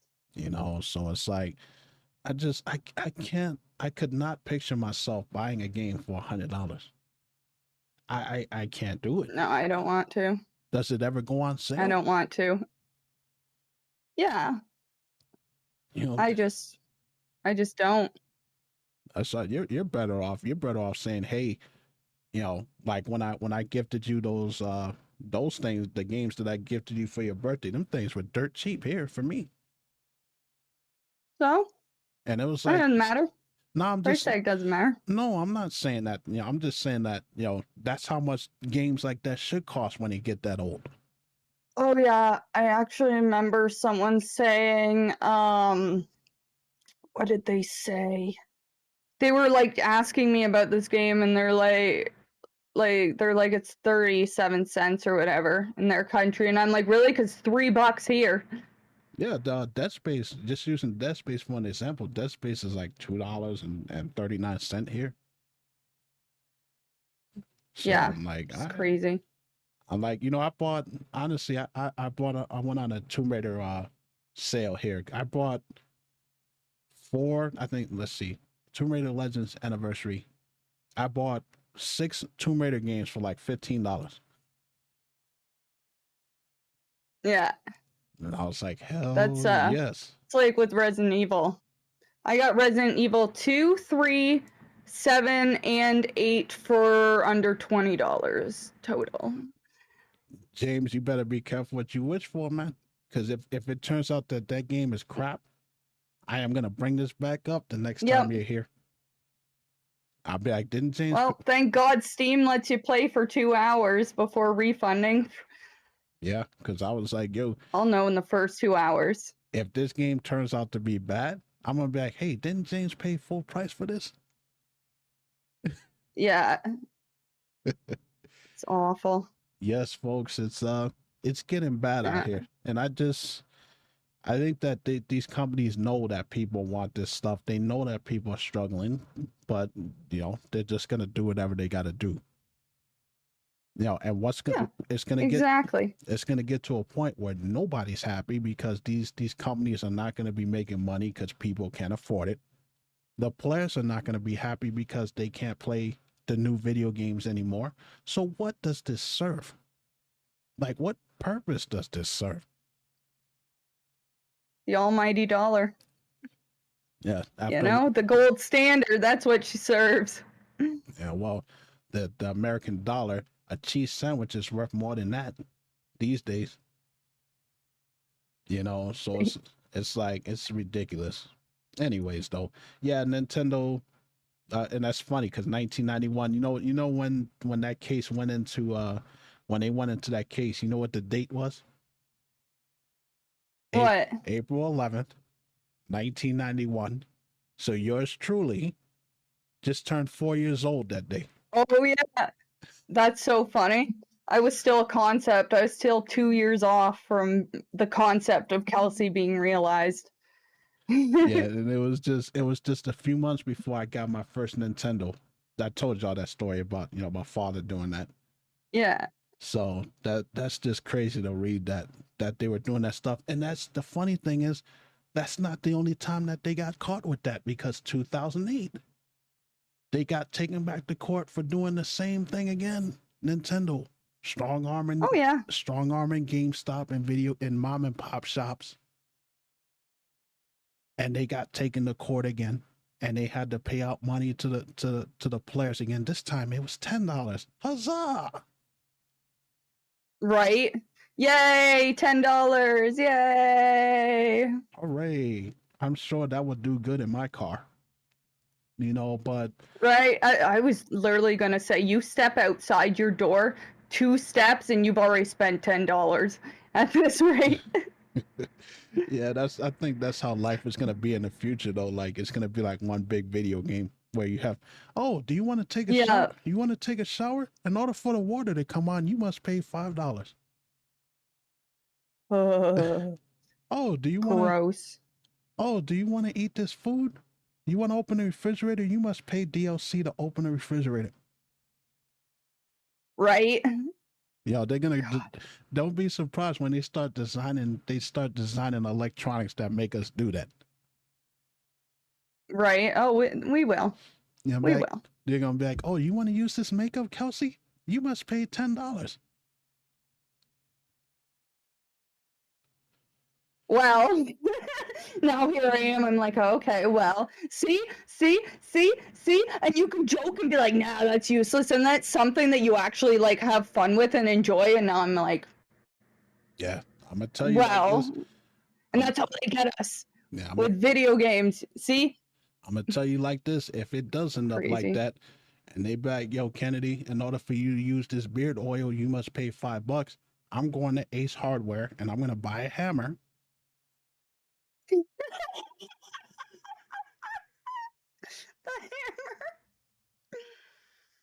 Oh, frig. I Now, feel like that's going to be a joke for a while. I mean, the thing is, is like, It's now funny. that I can stay mad at long enough. Like, cause y'all don't know the pain of having a dry ass beard, man. It's uncomfortable, man. You ever see like them? You ever seen like what cats do when they take their claws and they dig up the pillows and stuff? That's what a dry ass beard feels Yeah. like. Oh, I'm sure. Like I need the beard oil, the beard butter and all that, man. My beard smells like strawberry. You gotta. Smells like strawberry right now. Oh, that sounds good.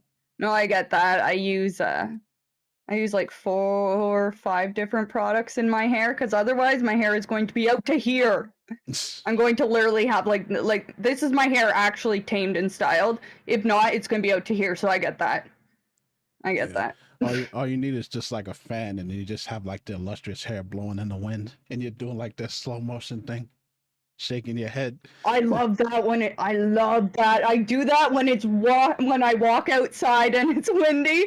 No kidding you. I push my hair back. That's got to be something everyone with long hair does. You push your hair back and you just feel it like flowing. I can't be the only person with long hair who does that. I mean, considering my hair looks like Velcro, it looks like like a microphone. Like my hair doesn't do that. My hair literally just stays in place, man. Oh man. Oh man. Yeah, people are funny like that.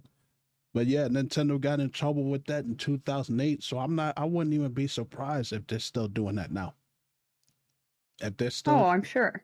They're still doing it, and it's probably easier for them to do it more now because what game stores are still around here? The only thing we got around here is GameStop. All the other stores are out of business. Kind of going out. And I ain't buying nothing from GameStop. They suck. So it's like, you know. No, exactly.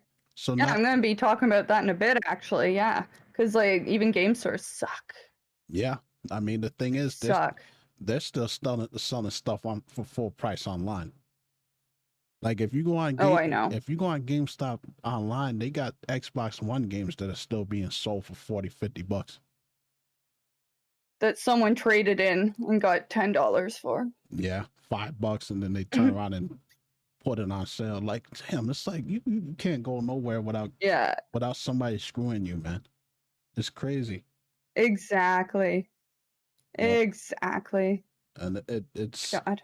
Thank God for these you know, the other sites like CD Keys. Thank God for those sites because I wouldn't even have pretty much any of these games that I got here on this screen here. Like Dead by Daylight, I get all mine. I only paid $9 for that on there.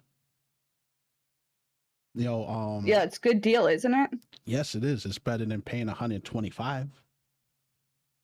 You know, because they're charging that, you know, to get all the DLC and all that bullshit. But yes, Nintendo and their crap. They had to pay a total of $4.7 million to 39 states, and they only gave us $5 each. That's crazy. Yep. Anyways, though, now I will. Let's move on ahead here. Let's move on to what you got going on over there. Let's get into this. Over where? Let's talk about Payday 3. And yes. Also, thank you, Spike, for the gift sub. Yes, Payday 3. Yeah, because now we're getting back to video games screwing us.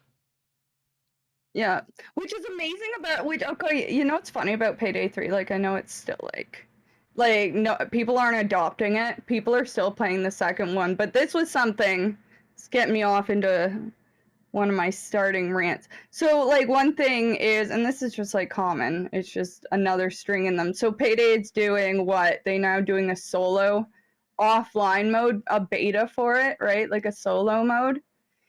Except you still have to be online to start up the game. Like it'll probably fix it they'll probably maybe fix it because it's only a beta. But right now, you still have to be connected to the launcher to launch it, and then it also won't save any. Like, it actually won't update anything. Like, it won't save any of your progress. It won't even update it. You have to be attached to the launcher again for that. Which is like, frig, man. Like, it's the always online stuff is absolutely insane. Like, what was the big one? SimCity 4, I think, was when it got really, really bad. I can remember that incident. But like, single player games being online only is the absolute worst. Like, it is the absolute worst. Just because, like, so many people, like, can you imagine downloading a bunch of games and you're going somewhere that doesn't have internet, and then you're like, okay, let's play these games I downloaded, and you open them and they're like, you have to be connected to the internet. And it's like, what? And actually, James here makes a great example I was going to talk to. James says he wanted to play Tony Hawk's Pro Skater and bought it. Couldn't play it because the servers were down. That's actually something I had with games for Windows Live. Does anyone remember when you had to do games for Windows Live? I think it was BioShock I had. Couldn't play it anymore. Yes. Just crazy. And the thing is, that's the thing that you have to be afraid of when it comes to that. When those servers no longer work online, that game is useless. And the thing that blows my mind is, why would you give somebody a single player mode that requires you to be online? Isn't that what offline game modes are supposed to be for? So you don't have to play online? You don't have to be on the internet? Right? What sense does that That's make? what I'm saying, but no. Exactly. It doesn't. James said here, and that's exactly what happens, right? He said, right, now my copy of Pro Skater 5 is a paperweight because he can't play. Because those online servers no longer exist. So you just wasted money on a game that you can't play. And this is why online only is a terrible idea. That's what I'm saying. Like, that's what I'm saying. Like, it's just like, it's fuck, man. Like, the amount of games that, like, I get it for online games, but at the same time, that doesn't always save online games either, because, like, as soon as the company goes down, like, there's so many games that have, like, died within a year, and they just, like, can't play them anymore. Which is amazing that Capcom hasn't done that yet for their what? Their online only ones. No. They're, what is it? Revengeance and Versus or whatever it is. Those two. Don't worry, I'm not talking about it. Don't worry. Don't worry yourself. No, we're not mentioning that. No, I was talking about, don't give them any ideas. Oh yeah, okay. I actually wouldn't mind that though. Like, what the hell? They like what was the point of that? They even, like, when you got I think with Resident Evil 3, they like forced you to have them. Like, I must have both of them, and I like never played either of them. I got them for free. Yeah, like, you know it's bad when you get for free. Revergence, like it downloads when you download Resident Evil 3. So it's automatically just there. And I played it one time, and the servers are absolute trash, and I just never played it again. They had something that could have worked, but they didn't put too much effort into it. And so, No, you can probably even see the Steam charts for it, which is crazy. Like, I don't even know where it would be because I haven't played that since like Resident Evil Resistance, right? Like, Resistance. It's actually crazy. Resident Evil Resistance. Like, it's crazy. It's actually crazy. Let me see. So in the 24-hour peak, the last 30 days, they had an average of 28 players, and their peak players were 60. That's it. Yep. Peak players last month. 60. Like, and they're just fine. Oh my right? God. Like, is that not absurd? If that's not absurd, that is absolutely ridiculous. There we go. Like, can you imagine an old man playing that, an old woman playing it? Like, let me play this. That's what I'm saying. Let me play this old game right here. Yeah. What is that game on the screen right there? This. Yeah, right? Oh, the poor bastards. They don't know how bad it is. They don't know how No, bad they like it's bad. It's bad.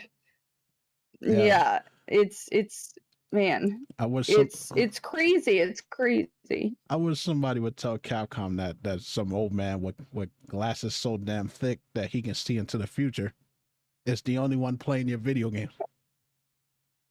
Right? Like frig, I don't know what their other one is called. What is their other one called? Reverse. All right. Yeah, Reverse. We can look up Reverse. Reverse is bad, and there's another one too. I forgot what that other one was. It was on my Peak players last 30 days, 20.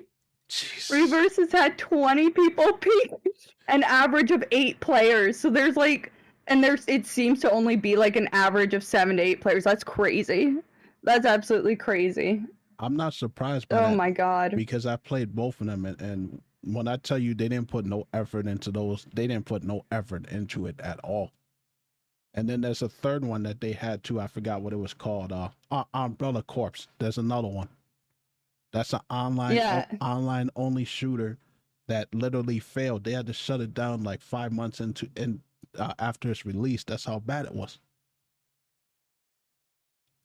And that's absolutely insane. But yeah, you know, I see here a lot of players are sticking to Payday 2 because why the hell do that? Like, why pay for Payday 3? Right? You know, they've been begging for an offline mode since the first Payday. You finally give them one, and it's like, okay, well, it's got a few caveats. We want you to still play online so we can still monitor what the hell you're doing and what you're playing. You know, what happened? Exactly. What happened to the offline modes that we used to have where you could sit in the same room and you could just play the video game? They're gone. Before you had to Before you had to have the landline parties and all that stuff like that, like you had to do now. It's just the whole point of that is I hate the fact that they're taking away options away from us. And then when they give us what we want, it's always some bullshit crap you got to go through just to be able to play it. Exactly. Oh yeah, you got to jump through hoops just to play it, of course. It's unnecessary. An offline mode that requires online. I know. And they're probably and that's just like DRM. They're probably gonna hide behind the fact that oh well, if you want trophy support, it's gonna have to be online all the time. Right? Yeah, it is. Like, it's going to be stupid stuff like that. Like, at least Steam saves your session. And then, like, when you go back online, like, it automatically updates it for you, right? So at least you have that. But, like, yeah, it's going to be only online. Just stupid. But yes. Which is absolutely stupid.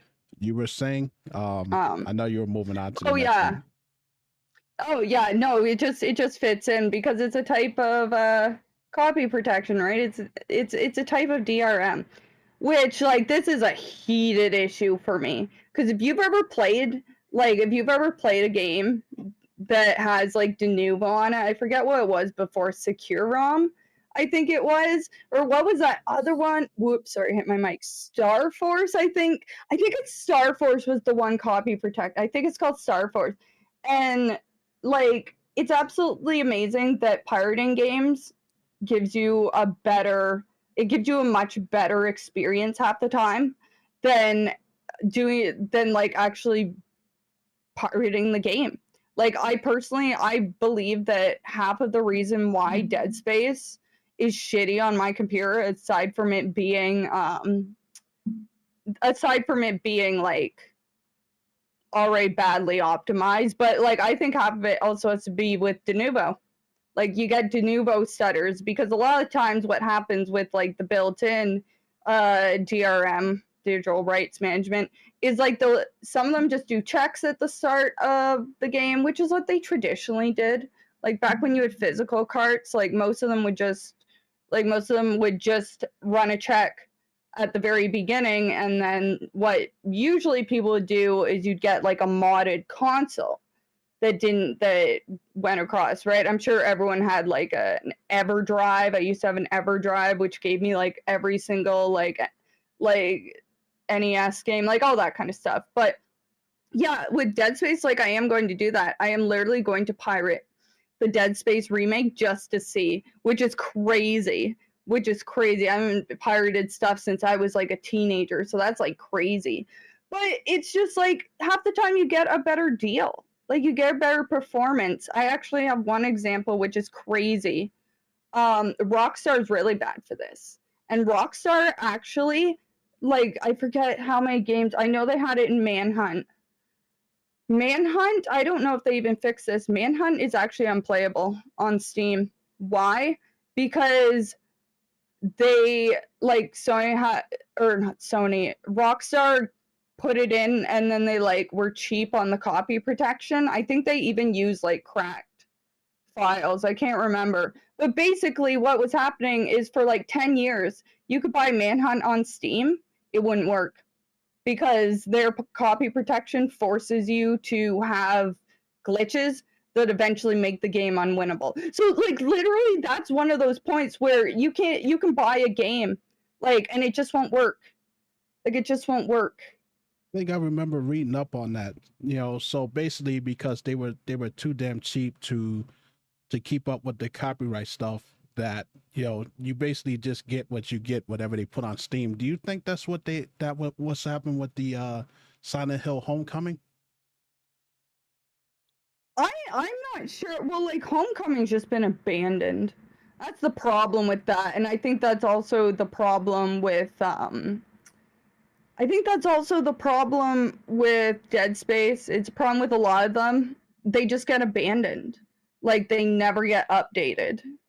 Which Homecoming, my God. I wish I could play Homecoming on my PC. Oh, we knew that they abandoned the Dead Space remake when the process that they went through to make it, they didn't even patch it. It is what it is. And No. some people say they never had any issues, but then there are people like you, and I watched their playthrough of it. Like there's a lot of stuttering, and you had problems just trying to get the damn thing to work.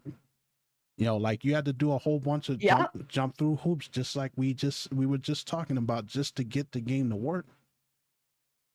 Yeah, and it's chugging on a fucking Ryzen 7. Like that game was so CPU intensive, it was crazy. I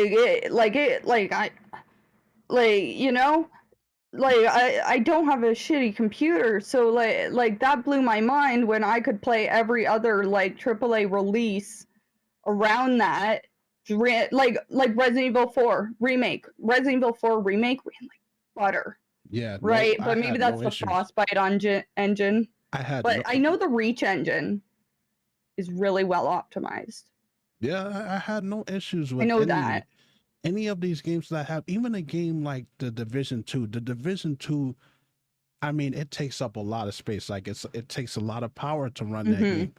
I run that game on max settings when I stream. Not a single issue at all. And I'm like, part of me, the question I want to ask, like when it comes to the Dead Space remake, is just, do you think that was just a product of them just abandoning the game? Or do you think that they were just being cheap while developing the game?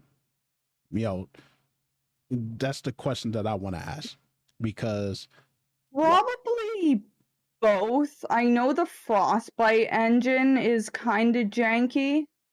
I know this Frostbite, like the engine they use on it. I don't know which one. I think they're on Frostbite 2, maybe 3. Like I know it's janky, but yeah, I think it was just like overly ambitious, and I think it was too ambitious, really, with the amount of graphics that it included, and then you add in the fact that they made it like seamless as they usually do, which like, okay, I'll give them that. Technically Dead Space 1 was seamless. Like there's no loading screens in Dead Space, right? But I feel like they were a little ambitious on that part.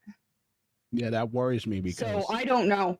That worries me because, with the Silent Hill 2 remake coming out, and with Metal Gear Solid Delta, Delta Snake Eater coming out, like, I have bad feelings about those games. But it's like, the Yeah. fact that, I mean, y'all, it's not like they're broke. It's not like these guys don't have money. Rockstar makes a lot of money. Why be that damn cheap? Make sure all your games work. Make sure you get all the copyright and all of that stuff worked out so that people can play these games well into the future. And sometimes I think they do that. Which you just, yeah. Sometimes I think they do that because they're coming out with another game and they want all the excuses in the world to make people buy the next game that comes out. So if the old game is not playable anymore, hey, well, we have this new one, or they just release a different version of it and make you buy the game all over again. Yep, exactly. They lock you into it, like you're locked into it. And what ends up happening is people go back, and get the old Dead Space, the Dead Space 1 that you got, because that game has no issues ever. Like, I've never had no problems playing that or 2, and even a crappy ass 3. Me neither. Yep, me neither, but I am going to do that. I am legitimately going to pirate it just to see if it runs better, and if it does, like, I'm going to be so mad. Yeah. I'm going to be so mad. I am going to do that just to get rid of the de novo. And, like, usually it's good practice that they remove it after a year, but I don't think they did. Usually they get rid of copy protection after a certain amount of time, but I don't think they did. I think it's probably still going to say on the store page that they have it. Yeah, I think they just usually it's I think once they got once they got done with that game, they just put it out and just said the hell with it. We got it out there. Yep, they definitely did. They did. Incorporate, yep, they still have de novo on it. It always says, always check that. Always check that on the Steam page. Like, I think it's right under, it's right under the controller support. It'll tell you if it has DRM. Right? Like, I don't like it. I don't like it. And, like, some of it just completely destroys your computer now. I think it's Star Force. I think it's called Star Force. Basically, it's a DRM which, like, I think it's on Windows Vista or older. Basically, it installed its own driver to your system, which now is incompatible with, I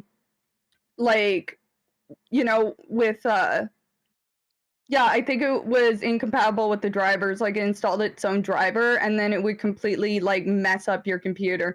Yeah, if you want to take a peek, it's just... And so now if you play certain games with Star Force DRM protection on it, like, it can fuck up your entire computer. Entire computer. You said Star Force? That's you, it's right. Yeah. For Windows Vista? Yeah, Star Force, and so you can't, it'll, like, wreck. I think it did drivers. I think it installed its own driver that Windows get, like, newer levels of Windows, they get pissed about it when you try to reboot. Ezio say Hitman Trilogy started. I remember that. I actually remember that. I remember Hitman being one of the, wasn't that, like, one of, like, the, like, ground zero for this guy? I remember that being a huge thing. Yeah, I'm seeing here, because you're talking about Star Force, like, you got people in the Microsoft community asking how to get that crap off of their computer, the protection driver. Yeah, because it breaks your computer. It can break your computer. It'll just fuck up the drivers, and you better hope that Windows has a last known good configuration, or that you didn't have that much between rolling. Like, you know what I mean? It's just like, it breaking your computer is, like, disgusting. Yeah, and it's bad enough that every time we download games now, they all come with their own launcher. So who knows what the hell they're putting on? Yeah. How many times have you downloaded something on your computer and then you find out that you got all these other pre-installed programs that they put on there that you didn't even know was on it? Like, I absolutely hate it. I hate that. Because I got code, like, I got VS Code here and stuff, because I do that, on the side. So it's like, I'll find stuff like Python, which I didn't download. I didn't download Python. Why is it on my computer? or you get like some right? off name browser that you never heard of before. You know, Right? and they, Exactly. you know, and games. I mean, would it be any surprising that games do this stuff too? Like, I mean, of Yeah. course. And then you wonder why. Hell, even Windows does it now. Yeah, Well, I mean, Windows always did it, but I mean, like, Windows is full on giving you ads at this point. yeah. You know, it was crazy. Like, Unreal. they're still talking about that stuff, like putting ads in their video games. Yeah. Yeah. You Which know, is it's insane. crazy. Like, how desperate are you? Like, if they're doing that crap, if you're playing a game, you know, and then all of a sudden a 2-second ad comes out, I'm getting out a sledgehammer, and I'm a bashing that console. Get, I'm, I'm gonna book a flight. I'm gonna go to the hardware store and get a hammer. It's just, Oh man. it's insane to me. And it's like, remember what the Xbox One was gonna be before they came out with it? Remember that?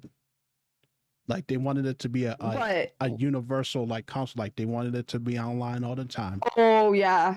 They wanted to put ads Yeah. in all of their games. Like, and I remember that, like an Android box. Yes. And they wanted it to be like you can only have like 2 registered users on the console, which means you're on there, which means you can't, if somebody like in your family wants to play the same console, they can't do it.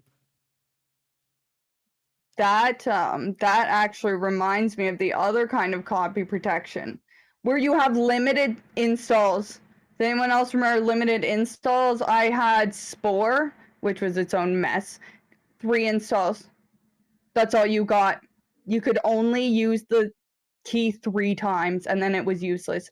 There were so many games like that where it was like, oh, okay, well, you know, like, oh, new computer, well, fuck you, like, you reached your install limit, so here you go.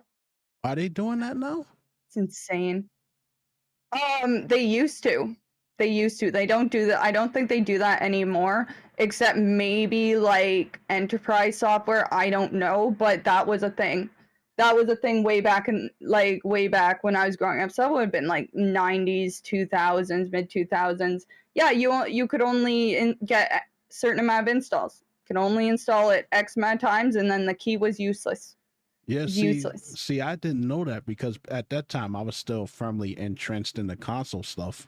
So I didn't really have a PC to game like that. Like, I did play emulated games, you know, like Dragon Ball and all that stuff, but I didn't know that was going on then.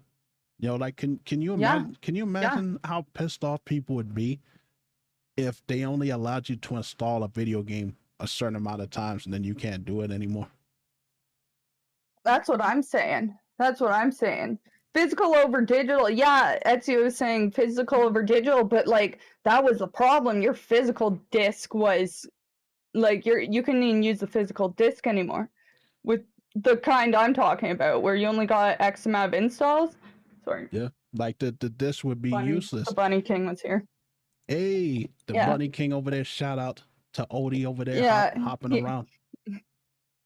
Yeah, he was trying to hop up on my lap anyway. But yeah, like, you don't own anything with digital, but like they're damn trying to make sure you don't even own your physical copy.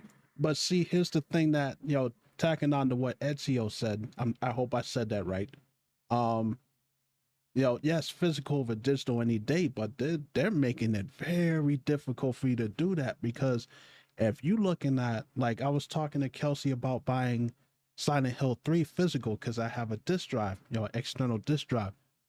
Do you know how much they're charging for that on eBay? Do you know how, like, a shit ton. It's ridiculous. Like, I saw a copy of Silent Hill 3 that's like $19,000 US, just because it's some kind of special edition. And they're selling the box. Big box. They're selling the box with the manual for $50 US. They're selling the box. No game in it. Yeah. Yeah, because limited print, right? And then I think Silent Hill 4 had that issue too, where only it had a limited run. Like, a lot of them had limited runs, right? And it's like, okay, well, like, can you Like, can you port these to like it would be easy. They all have PC versions. I actually don't know about one. But they all do. I mean, GOG has Silent Hill 4 on it. Like, you know, but nope, fuck you. It's gone Yeah. forever.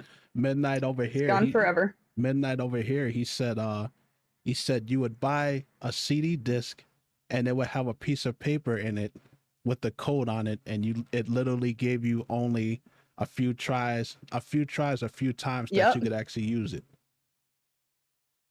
Yep, and Nostalgia said the same thing. You used to have to register the CD key online, even when you had the disc. Oh yeah, it was awful. It was awful.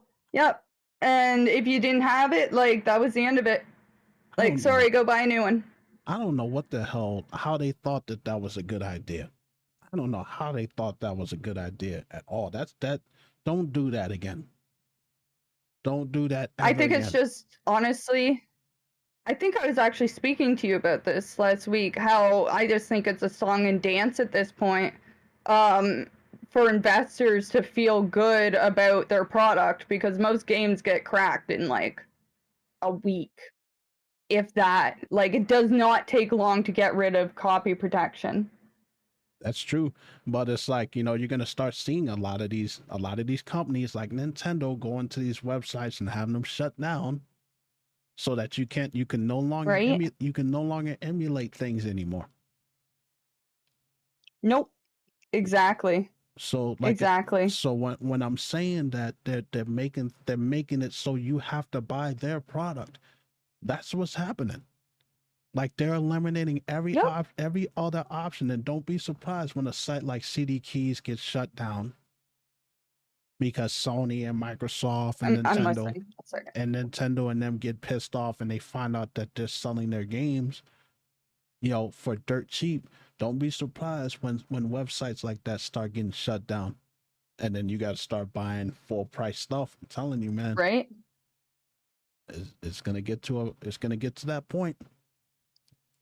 Low Girl says, she said, yep, for Tony Hawk Underground 2, it said for Tony Hawk Underground 2 had to have 2 codes when I emulated it, and some goat posted the code. Really? Yeah. Wow. Oh, I love it when people still post the codes, but that's crazy. 2 of them is disgusting. Wow. 2 of them are disgusting. Or like back in the day, old school copy protection was hilarious. Would be like, you'd load up the game. It's like, open the manual and go to page 3. Go to paragraph 2 of, you know, page 3 of the manual and tell me what the 3rd word was. You didn't have that manual, good fucking luck, bud, because this was way before the internet. So you're like, not really, because I had internet. You're talking about the Commodore 64 days, where you had to have like the little little code card and stuff. Yep. One of them I remember had like a code wheel, and it would give you like 3 words, and you had to like match it up. Yeah, like way back in the day. What were they called? Feelies, I think. I remember they were type Feelies, I think it was called, like the actual physical. Yep. And if you didn't have that, which is insane. If you didn't have that book, you couldn't play it. No, which was crazy, because like CD burning was all the rage when I was growing up. Like we used to love burning CDs of games with other people. Like I honestly, burned a CD. Yeah, Logger said yes. I burned you a CD. Yes. Yeah, that was. Yes. Oh yeah. Nostalgia's correct. Metal Gear Solid had it too, didn't it? Yeah, I remember that.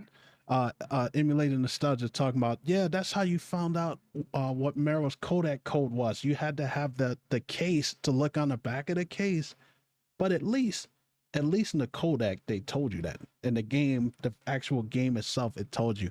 He's like, isn't Meryl's code? But what if you rented it? Then you're shit out of luck. You just got a Blockbuster case with nothing in it. Yeah, exactly. Yeah.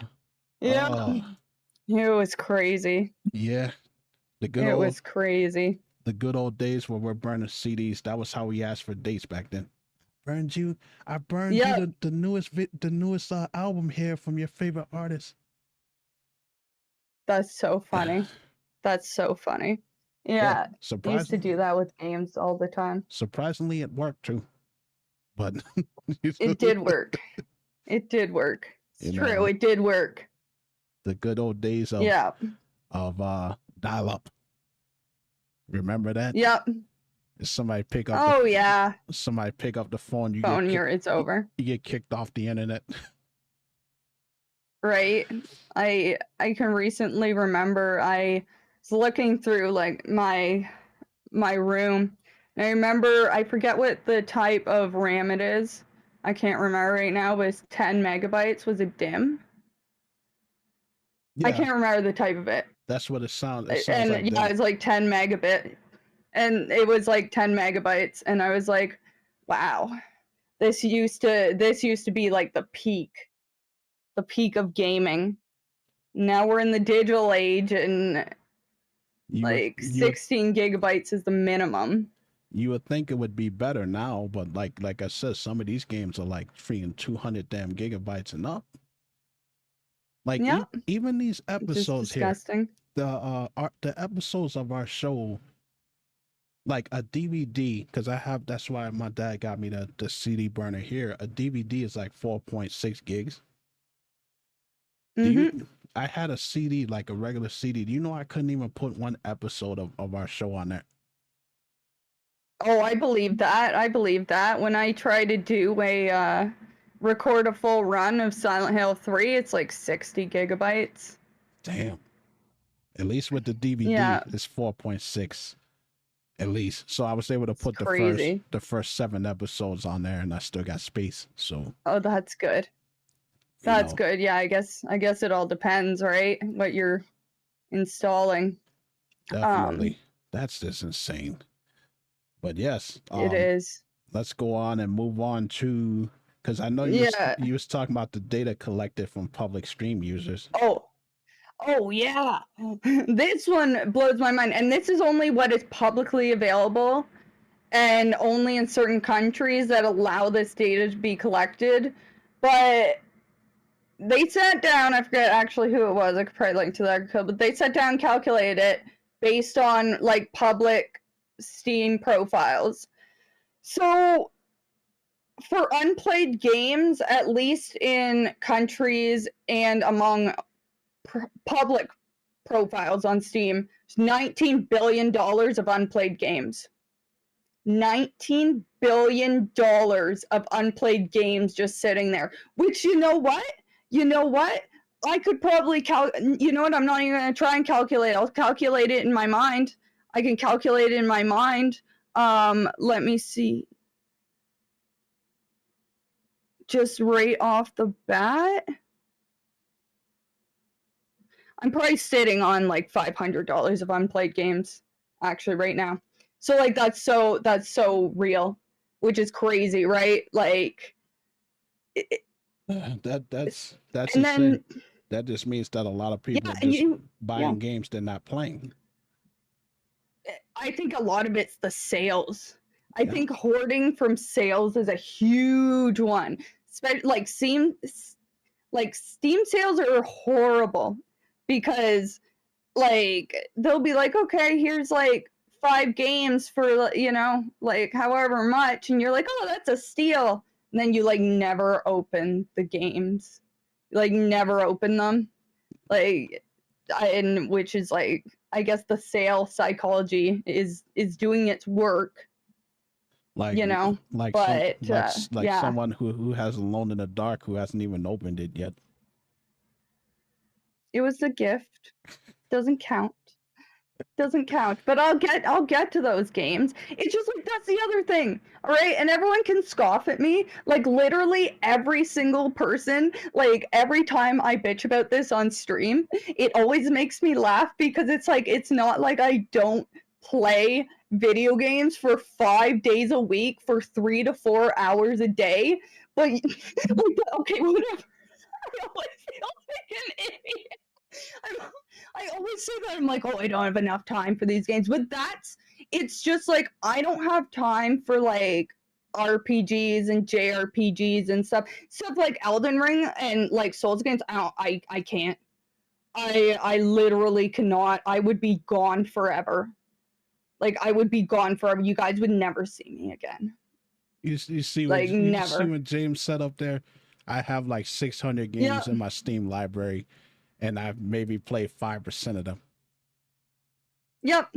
Jeez, man. Holy crap. Yep. That's how it happens. And like you said, it makes it that much easier because Steam has a sale like damn. They have a sale like damn near every day, especially if it's Capcom stuff. Like Capcom games are always on sale. The Mega Man games, Resident Evil, Monster Hunter, like they're always going on sale. And like you said, you see these things and it's like, yo, let me pick that up. Let me pick that up. And it'd be like 2 years before you even play the game. Yep. Or it's Ezio made a good comment here though. Elden Ring is like 200 hours for a single playthrough plus the DLC. And then if I added on, if I were to stream that, that would be like 400 hours. Like I just, man, like I don't think I have like outside of streaming, like I don't, like that's a commitment. That's true. You know? I mean, it's like I'm right there with you. You know how much I work. You know how much crap I got to do in real life. Like the only time I sit down to play video games is when I'm off streaming. You know, when I'm streaming. Yeah. You know, when I was younger and I was a teenager, like I would be up for, 10, 12 hours playing games. But, I'm almost 40. I have to work. I'm doing the schooling thing.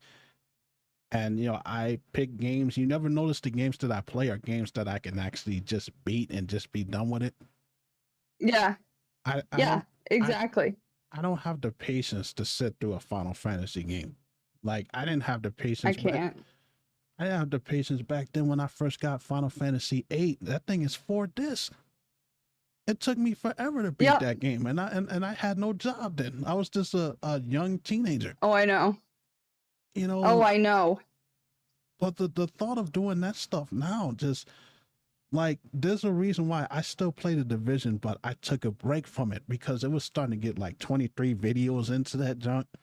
And I'm like, how long is this game?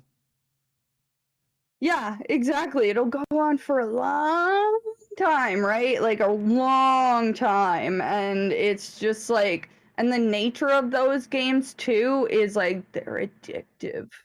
That's the other part, is they get very addictive because like at the very least I can say to myself like, okay, I've been streaming for 3 hours. I'm hungry. I'm going to put this down and I'm not going to play this again till, like 5 o'clock the next day. Mm-hmm. Right? But like JRPGs and just like games like Elden Ring, like I'd be so addicted. It'd be crazy. Like I would probably wake up at like 5 in the morning just to play it on lunch, play it before stream, play it on stream, play it after stream. Like that's how I would be playing those games. I ain't getting up at 5 o'clock in the morning for nothing unless I got to go to work. Like I've actually been trying to do that. Sorry, go ahead. I'm not doing that, man. Like I'm old. I can't do that stuff now. Once I go to sleep, I'm just out like a light. Yeah, I do best in early morning. That's how I got my PB Silent Hill 3, which is funny, and I've actually been considering that. I've been considering to myself, like, maybe I should wake up at 5 a.m. But then there's the problem. See, and this is the reason why I don't pick up these games. Because if I am sitting here thinking, what if I can play better at 5 a.m.? For a damn speed run of a game. Like, what the, like, come on. It's definitely the definition of a gotcha game. Like, I see why. Yeah, oh, man. I see why you don't play games like Dead by Daylight or Fortnite, because they really are addicting. No. Like, you'd be like, oh, this is my last game, and then I'm going to bed. Next thing you know, it's 5 hours later. Yep. Oh, I've been in enough casinos now to know that I need to stay away from those kind of games. Yeah. I know damn well. Yeah, it's easy to get sucked in, and it's like I have maybe, like, I'm probably like the exception to the case. Like I just the exception to the rule. I meant to say, I just bought those 5 Tomb Raider games, but here's the difference between, you know, me and a lot of other people. I actually beat every single one of those games, so Yeah. I can go back and play it. I think a lot of the people that you're talking about are people that buy games that they haven't even played before, haven't even played yet. They're just sitting there. It's different when you bought a game and you already beat it, and it's like, oh, you know, I remember Tomb Raider Legends. Let me pick that up. Yeah. You know, There's nothing wrong with that. and it's like paying, like, that's a lot of money right there. I mean, $19 billion. Do you know what that could do for you? You know what that could do for a country? Like, seriously. That's the entire economy of some countries. Damn. Like, and it's like people always talking that crap. Oh man, I'm barely making ends meet, but you can make your Steam library grow. Right? That's what I'm saying. It's crazy. I'm like, you can't eat those games. Nope. You can try. They haven't You can try. They haven't physically made edible games yet. Not yet. Not yet. You know, it's the end of the world when they do, though. Like, it's over. Yeah, it's all over when they do. Yeah, I made this grilled cheese sandwich with 2 copies of Silent Hill. It was hidden, man. Are you kidding me? You'd have to go to like a top Michelin restaurant like to get Silent Hill. Like, are you kidding me? Only the 1% can afford Silent Hill sandwiches.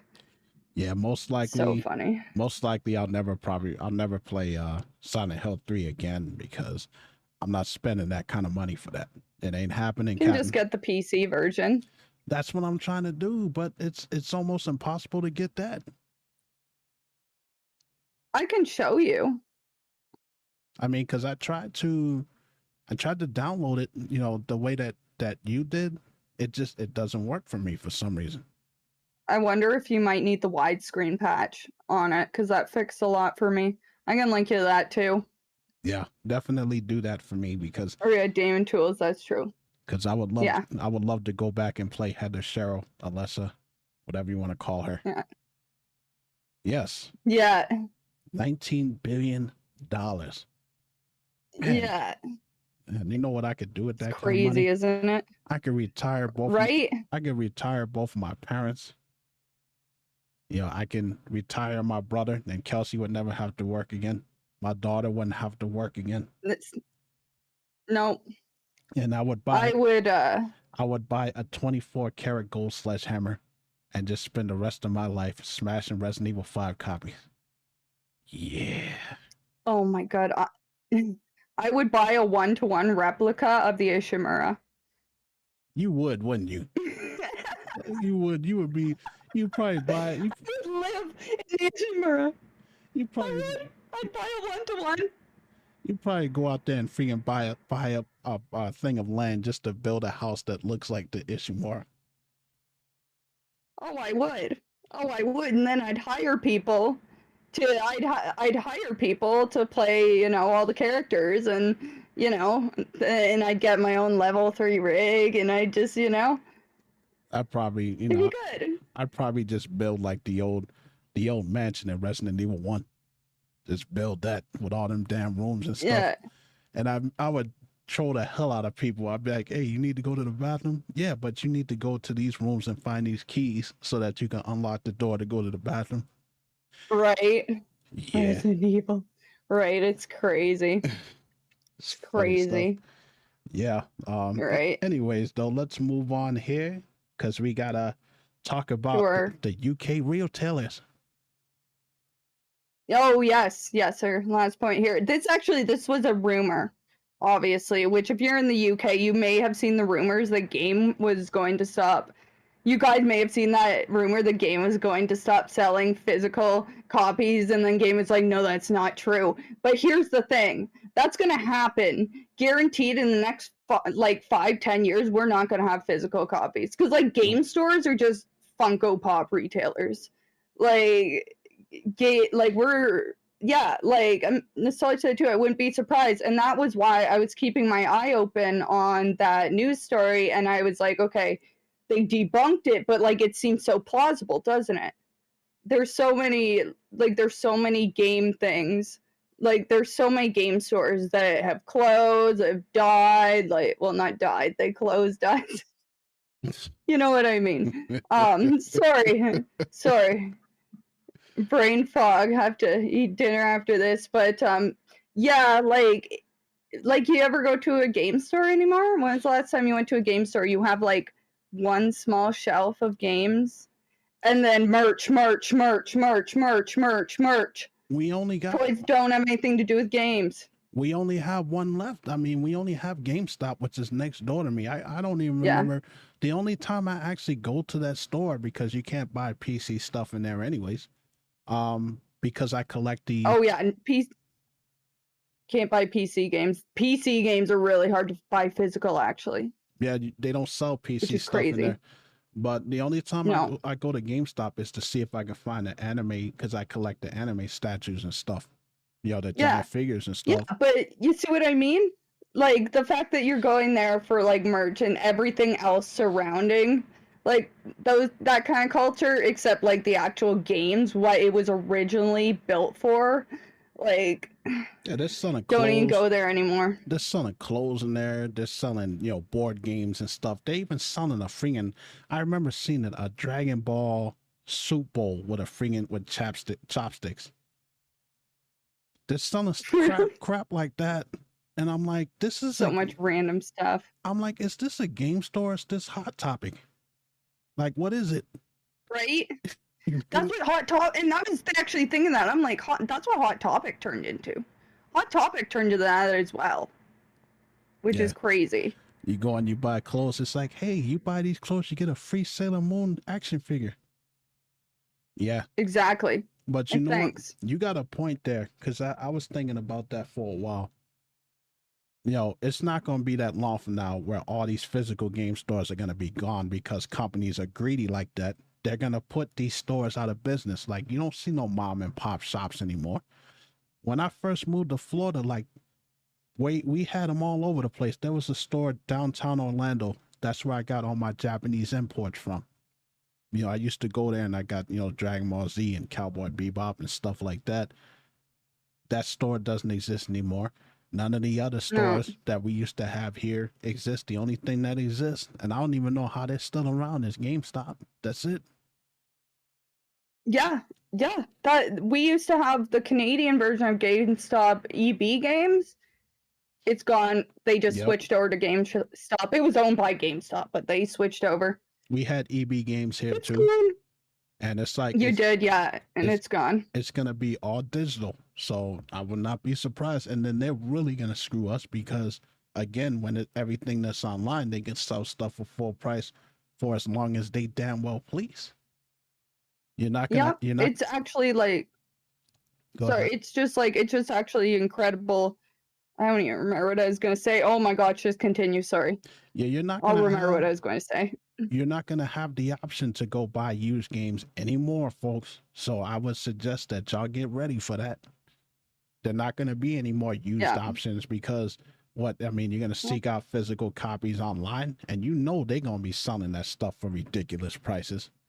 Yeah. And don't be surprised. Exactly. Don't be surprised again when they phase out physical game consoles, when everything moves to digital, because they're already doing it now. They got the PS5 that's digital. They got the Xbox Series S, which is digital. And you got PC that's digital. Do not be surprised when the PS6 comes out and the PS7 and all that stuff. It's going to be no more physical game. It's going to be all digital. Yep. It's like going around with the PC thing. Like half the time now, games, like half the times, like a physical copy is like in deluxe editions.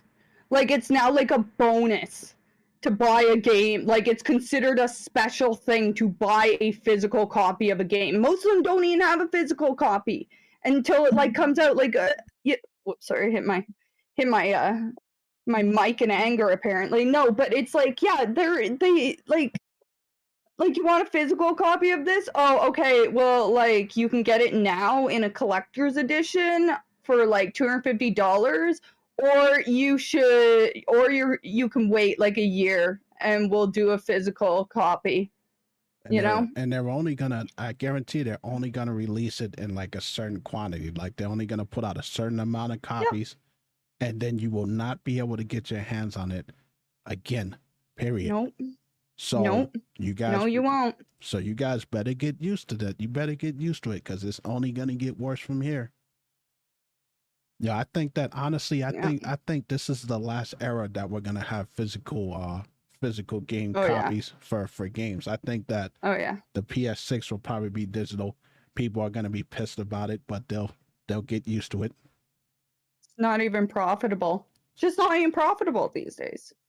You know, it's gonna be bad. You know, and then the option of not being able to sell the used games that you have anymore because you're not gonna have any more used games to sell. Everything's digital. Nope. Yep, they all get scooped up and sold for scalping prices. And we talked about this in I don't remember which episode we talked about it in, but we were talking about how the retro game industry is a scam. It's an entire scheme. Yeah, like it's incredible. Remember what PT, when they shut down PT and people were taking the demo on the the PS3, was it? The PS3? On the PS3. And they were selling, I think I still have the demo. Yeah, they were taking the console that had it and selling it for ridiculously high prices. Because it's tied to your account. I'm pretty sure I still have it. Maybe. But yeah, I forget how it is. It's absolutely insane. I know a lot of things do that where people will just like sell you I know people will do that. They'll just sell the accounts, like online accounts for games you can't get anymore. But I guess I don't know. I haven't used a PlayStation in like ages, so I don't know. But yeah, it's like that. Yeah, it's just amazing. What they're probably gonna end up doing is like when everything does go all digital, they'll probably give you a certain amount of time that you can have the game before you can, get a refund for it. Exactly. They'll probably have like, well, you got like a 6-month guarantee, that if you play the game and you don't want it anymore, you can give it back. So, not just games and I'm not going to keep it going that long, but not just the gaming stores that have to worry about going out of business, but pawn shops as well too. Yep. Oh yeah. And it's actually crazy. Like even the prices in like secondhand stores, like certain games I have seen at game stores. I remember I wanted to get a copy of Pokemon Heart Gold, and like those games are so expensive. Like getting them secondhand now, sometimes you're paying more than what they retailed for, which is crazy. And just crazy. And Nintendo will keep selling them for full price because again, I'm on Steam. I check Nintendo every now and again. I check that Sony has sales, Microsoft has sales, but Nintendo never has sales. Hold on a second. Sorry. Do you hear that stupid motorcycle over there? I briefly heard it. He's gone. Okay, good. Yeah, because that guy always like 3-4 times a day he rev up that like this is a nice neighborhood. Yeah.